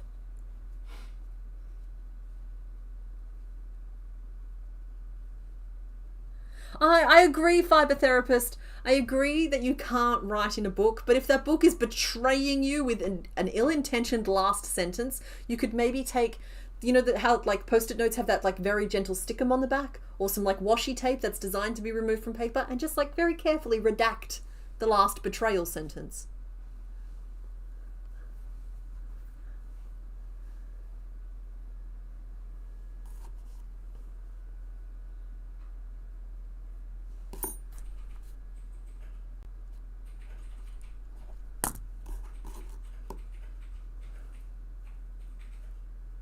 You're glad your job shows up rarely on screen?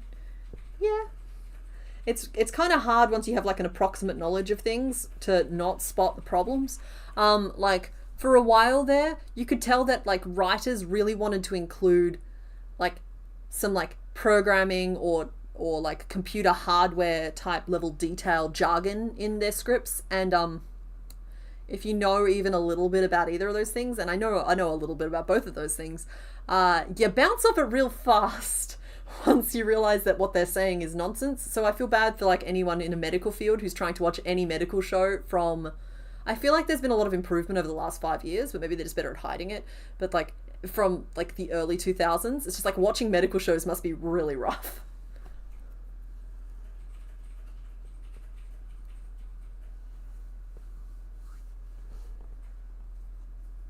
You're mollified? Oh, excellent. Good. I do think there is a loveliness to people who engage so deeply with their books that they like fill the margins with notes and they have like tabs at the top and that sort of thing. And I don't mean like in a you're forced to do this by a school kind of way, but that in seeking deeper understanding of their books, they engage with them as an activity. And I'm just like, I get that. I do. I understand that. I could never. I can't even dog ear a page in a book. I don't even like to like leave them open downwards, you know, like doing the book thing where you leave it downwards to mark your page. Can't even do that anymore. So yeah, I honestly, a lot of the time I have physical books that I love and I will engage with by reading if I want that sensory experience, but most of my reading happens on an e-reader these days because I'm not so worried about it getting damaged. You're a Knuff. You are a Knuff, Mr. Bones.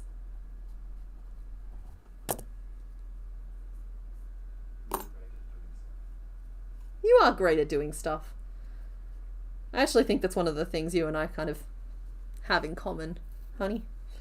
Is the fact that we've both lived many lives.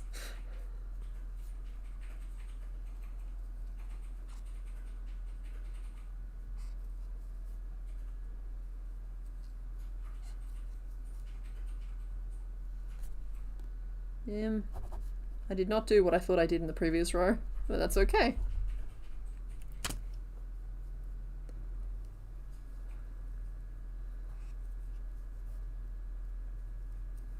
Okay, I'm very entertained at the thought of like a transparent notebook, like a transparent post-it in a notebook, but the post-it is literally just there on like a book page to like to redact something, just like cross something out. That's very fun to me.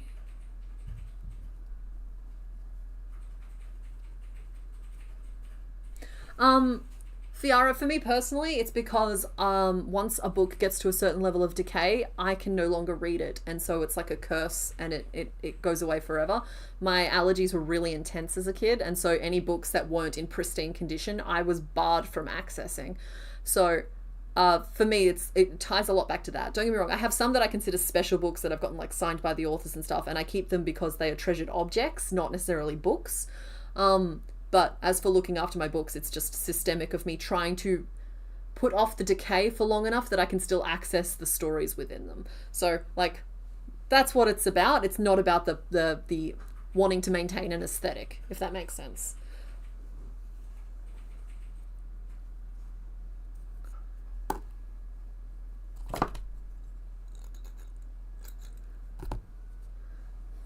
Easiest way to know where you're up to is just rip out every page after you. Mr. Burns! He doesn't do that, by the way. He has as many books as I do.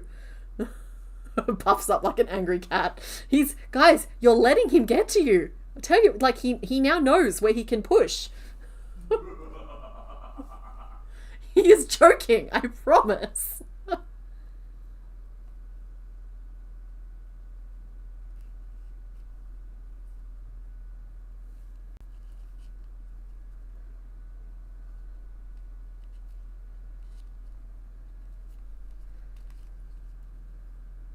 He's still Bane, but now he's Bane with a mohawk. Okay, we need 2 horns. We need horns, but we don't have a lot of room to put horns in. And that's going to be a problem. All right. Name list. We have Loki, Busby, Ranma, Evanroot, and Chuppa Chup, which is 5 names you might notice. So, debate. Debate amongst yourselves. I can't type them all out, so... It better be, or the rage of the bookworms will eat whatever's left of him, and I wouldn't stop it. You have a book from your father. It is his copy of The Last Unicorn. It's a paperback with the cover duct taped back on. Yeah, no, but see, like, that's beautiful. That's beautiful in a different kind of way.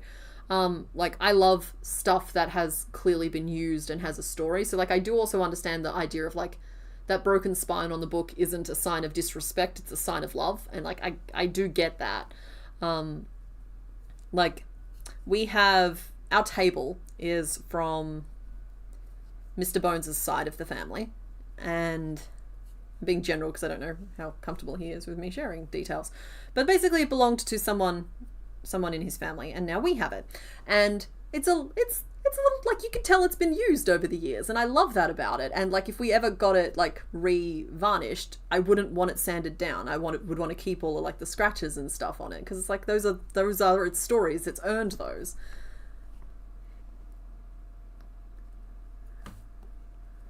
Alright, I'm seeing some love for Loki. Maybe I might actually just start the name vote, and we'll just start winnicking it away. We haven't had any name suggestions in a little while, so let's just do it.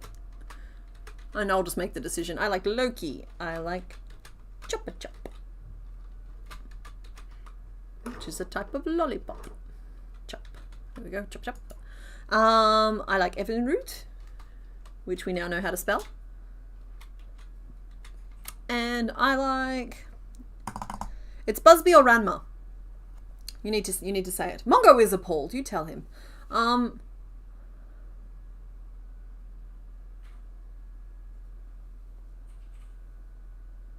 Yeah, I've got the Narnia books. That whole series is just not the story people think it is.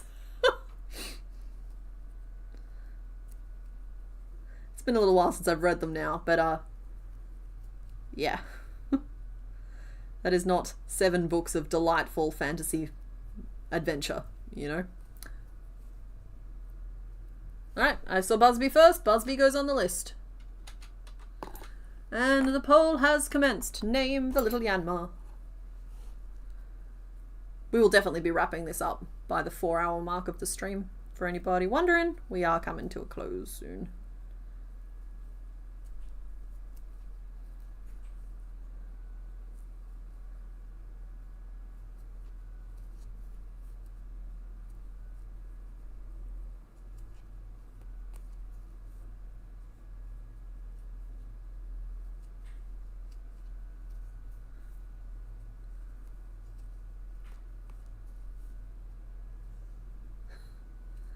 I think all authors have to be on something to a certain extent.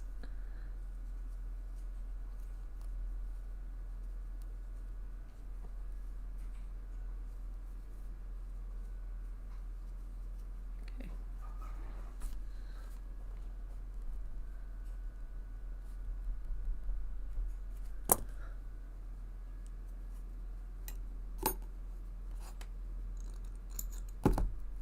Dungeon Crawler Carl could totally be a horror story if the tone was different. Well, the author is a horror author. Don't get me wrong, he dabbles in stuff like gamelit, but he says that his one true love is horror writing. So that's, like, I'm a little nervous the further we get into the series, because you start seeing, like, bits of that horror poking out. And if you've actually read things like the Kaiju Battlefield Surgeon, which is not something for the light of heart, and I think it's one of the only books I've ever not finished. So, like, on the one hand, one of his series is my favorite series of books.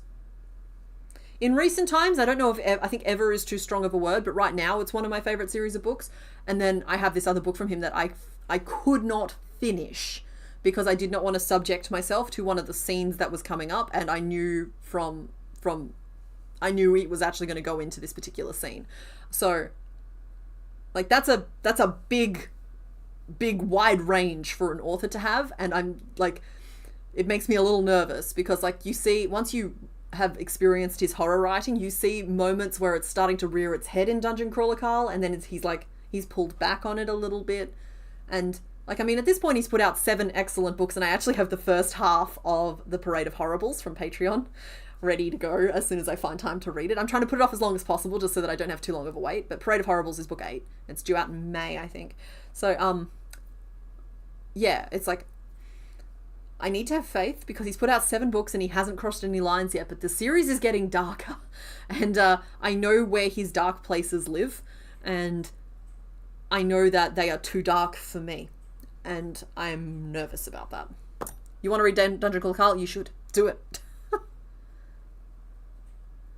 Your dissertation advisor will draft his books in the back of books he reads, which is... No, my goodness, no. That's not okay.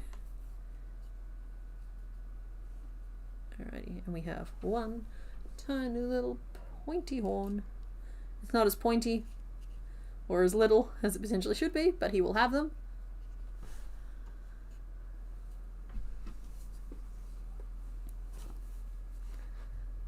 Yeah, so Now you need to look into the rest of his book. Admittedly, I haven't read his, I think it's Blade of the Dominion series, and I haven't read The Grinder, which I don't even know if it's available anywhere. All of this stuff used to be just on Royal Road, but now he's a big #1 bestseller and whatever. I don't know where it's all available anymore.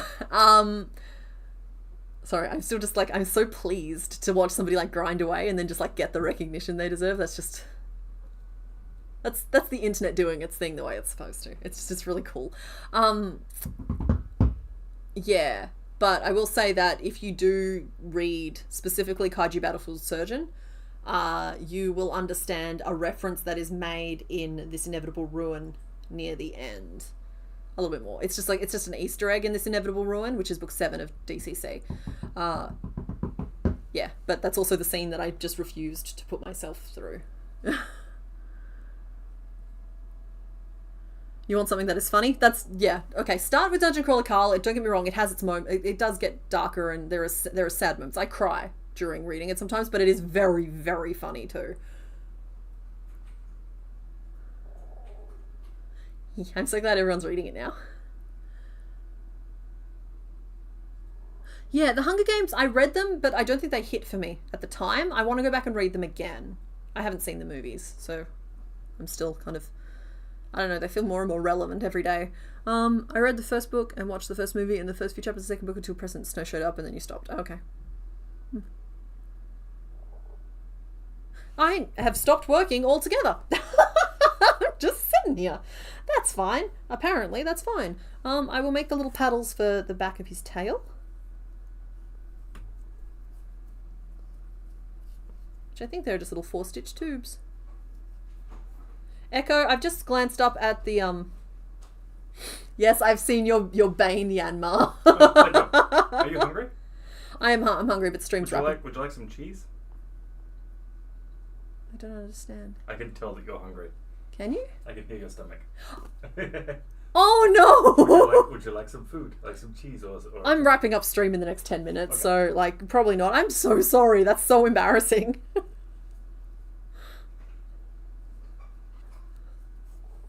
Oh, shh.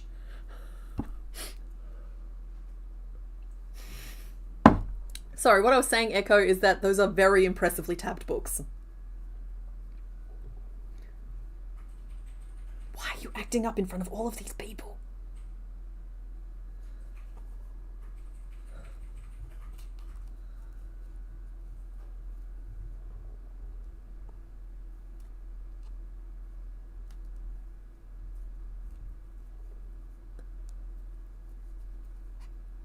Nobody else can hear them. I'm in tune. Okay. Or I'm wrong. Because, like, I can hear them, so, like, you are hearing something. But I didn't know the mic was picking them up. That's really embarrassing. Okay.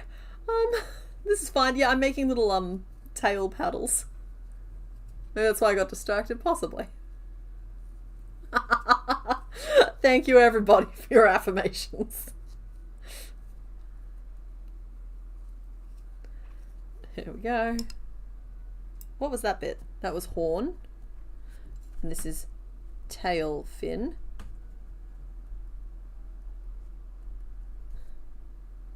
No, it's just 2. Maybe his hearing is enhanced by love. He is attuned because, like, in general, and not in a I am incapable of keeping myself alive kind of way, but just in a he looks after me very well kind of way, he makes sure that I eat.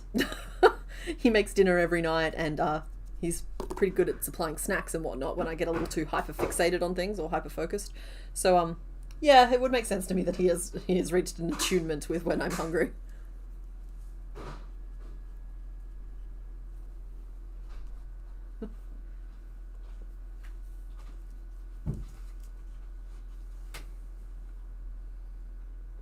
Why are you so mean? Oh, we're just having a snack.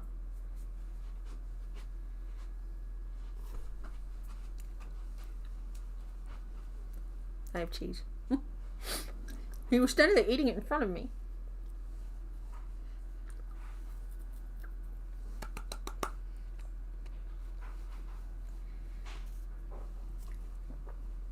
Okay. All we are missing. Why are you like this?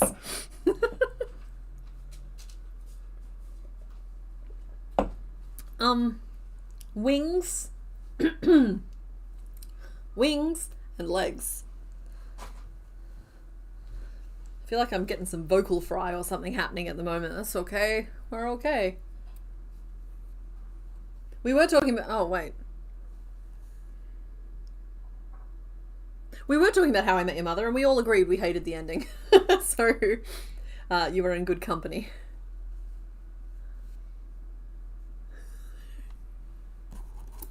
I turn into a happy seal after getting cheeks. I think that's a cute description. I'm not sure. I'm going to have to watch the video back and see what I do after it. Because clearly I do something.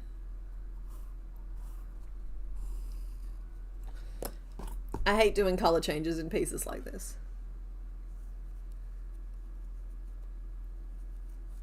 Oh, dang it, you were in the past. Sorry. Your partner became attuned to your body's functional needs, like food and caffeine. You've been together for 15 years. Yeah, Mr. Bones and I have been together for... Let's see, it would have been... Let's see, I moved in here in 2017, so we would have met at the very start of 2018. So... 19, 20, 5... 8 years! We've been together 8 years. Not long enough. Aww. The ideas thing for merch. I was thinking of putting all 4 of them into a poll, and we could just have them vote, even though it doesn't matter. Yeah, no, that's fun. But it'd be fun. That's fun. Do you want to do it on the Discord or on the live? I'll post them in. You can type them in, or I'll send it to you on Discord. Hey, you could probably create a poll from your computer. Do you want to do that no, next? I need to switch accounts to you. Oh, okay. Yeah. I can send them to you in Discord, so you can just copy and paste. Yeah, that'd be good. Thanks. All right, we're going to do a little merch vote too. I'm not promising anything from it, but it could be fun.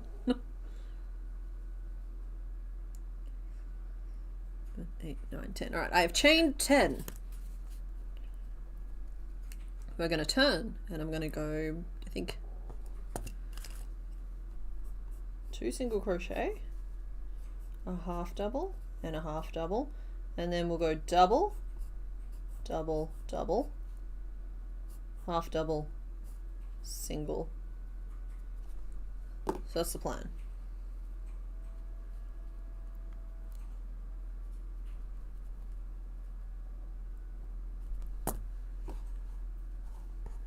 Oh, I'm looking for my hook.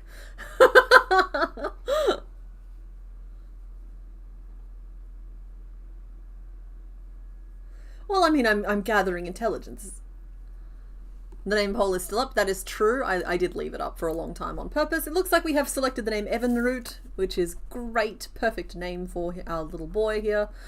And Evanroot won with 32% of the vote. Then came Chopper Chop at 25%. Busby tied at 25%. And Loki came in last at 18%. And in a second, we're going to take a vote on your suggested merch ideas. Here we go. I'll get that poll started. And this is fun because it means you can only pick one. It's still good info for me to have, though, in case I end up with...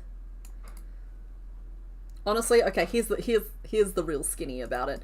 I like these shirts. I have... Some of my Everybody Frog shirts are really oversized because of how I bought them, and I didn't know the sizings yet. And so I literally sleep in them because they're that comfortable, and I'm wearing... They're the shirts that I wear because I can claim them as a tax deduction as merch samples. So my whole wardrobe is used as these shirts. And so I'm guessing in a couple of months I'm going to want some new shirts, and so I'm probably going to put out some new merch.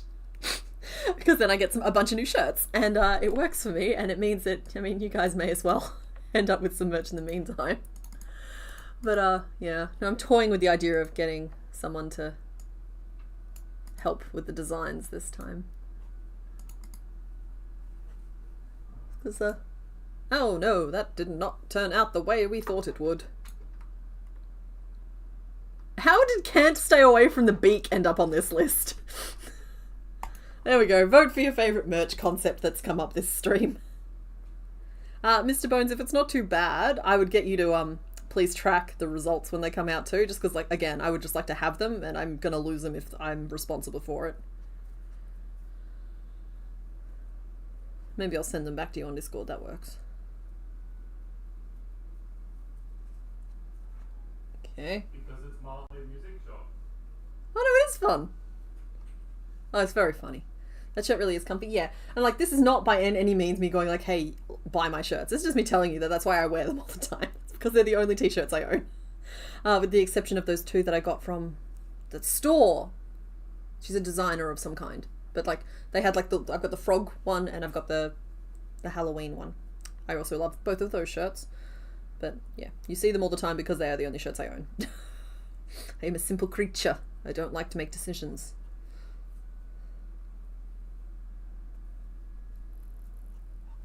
So far this is going to plan. Every last little thing, every little tiny microscopic little thing is going to plan.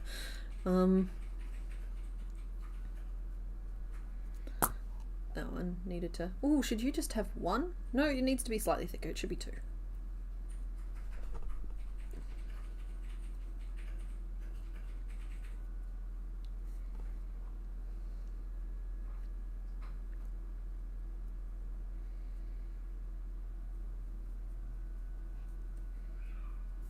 Half double crochet, and then we'll do a bunch of half doubles to turn. So what, 1,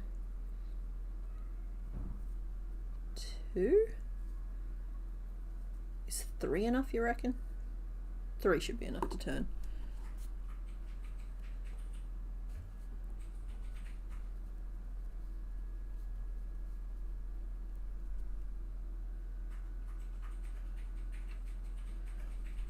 See, red, 2 DC, white, it's the longest row ever, DC, 2 half doubles and 2 singles. Perfect.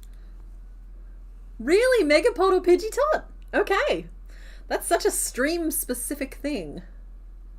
Oh, happy time zone RM McFrew.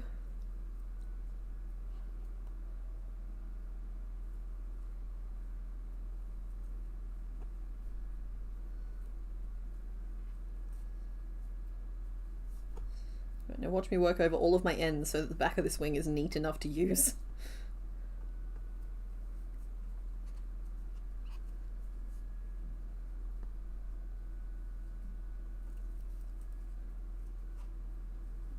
Changing back to our white.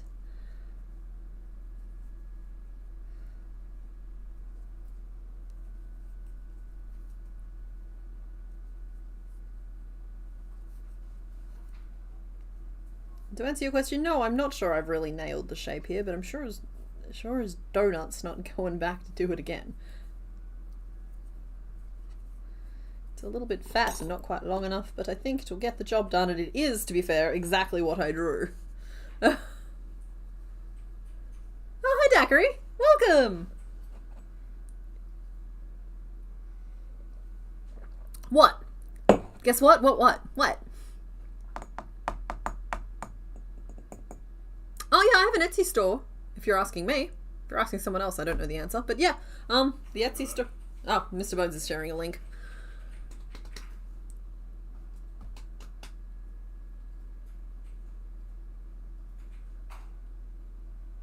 I mean, it's chat that's voting and we come every week. That's true. Daiquiri, I'm waiting. Can't hit me with a guess what and then leave me in suspense.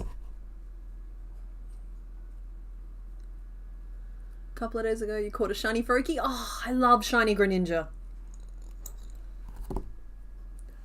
Yeah, shiny Greninja is wicked.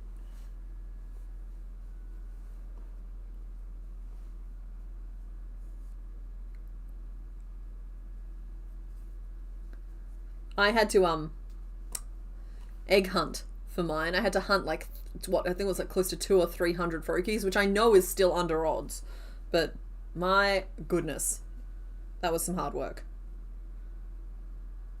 That's one little wing. I do wish the wings were thinner, but I think I'll get over it. And to be fair, that's the back side, so that's the wrong side of the wing. I got it looking pretty nice on both sides. Pretty pleased with myself. Thanks for asking. Wait. You got a job? You got a job and you start Wednesday! Yay! Congratulations! Oh, I'm so relieved for you. I'm sure it's a good one. Is it a good one? What do you mean stop distracting me? That's the whole point of these things. We just need a leg. That's all that's left. Congratulations, Zachary. Mr. Bones passes along his congratulations as well.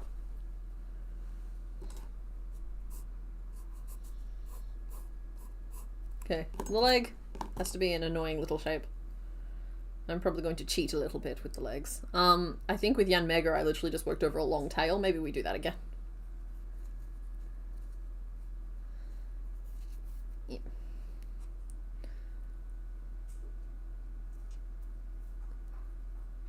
Okay, so we go single crochet.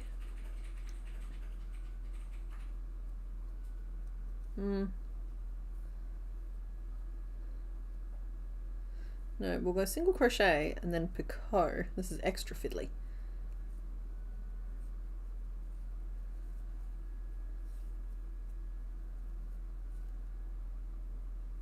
Because he's got those little forked feet. That'll give us a little something something. And then it's just a bunch of single crochet until the leg is long enough.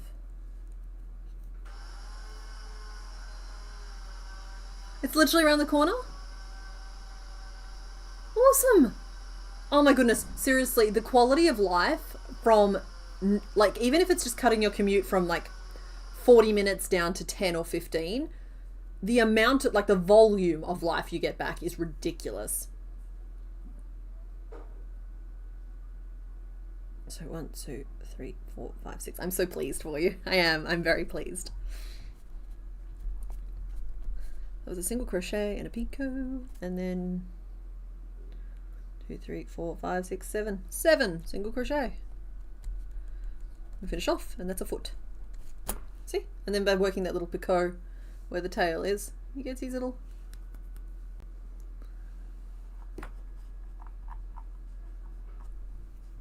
You can walk to work and you can sleep in longer. I love this. I love this. This is great.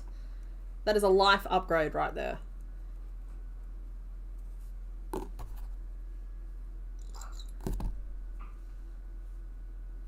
Your oldest is starting the job hunting journey. Just,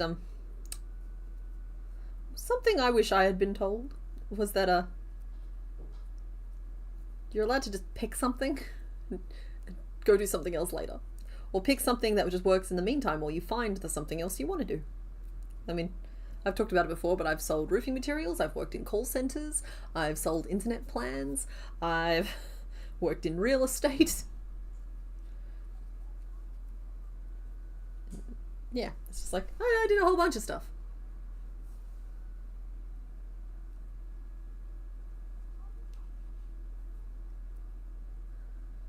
You just keep treating people like people. It's an important and admirable trait. It's one of my favourite things about Mr. Bones, is that everyone's a person to him. Yeah, and he's got his little leg. Alright, that's all the pieces. So, I don't do pieces on stream, so that's Yanma done. And we also, of course, worked on Ariados this earlier today, and she's just missing her legs. So that is Ariana the Grande Arachnid, and Evanroot, the little dragonfly. And of course that's Hoppip from last week, for anyone who missed that. We did get Hoppip done for Alligator still. For Alligator looks exactly the way he looked when we finished him last time.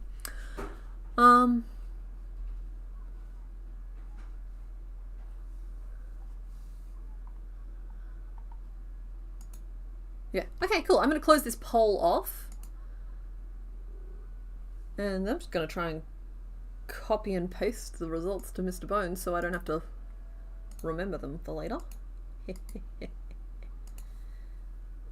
Perfect, I can do it. So, Megapod or Pidgeot won with 51% of you saying that was your favourite. Trust the Frogs was second at 28%. Coo over the Nugget is 12%. And Can't Stay Away from the Beak is 9%.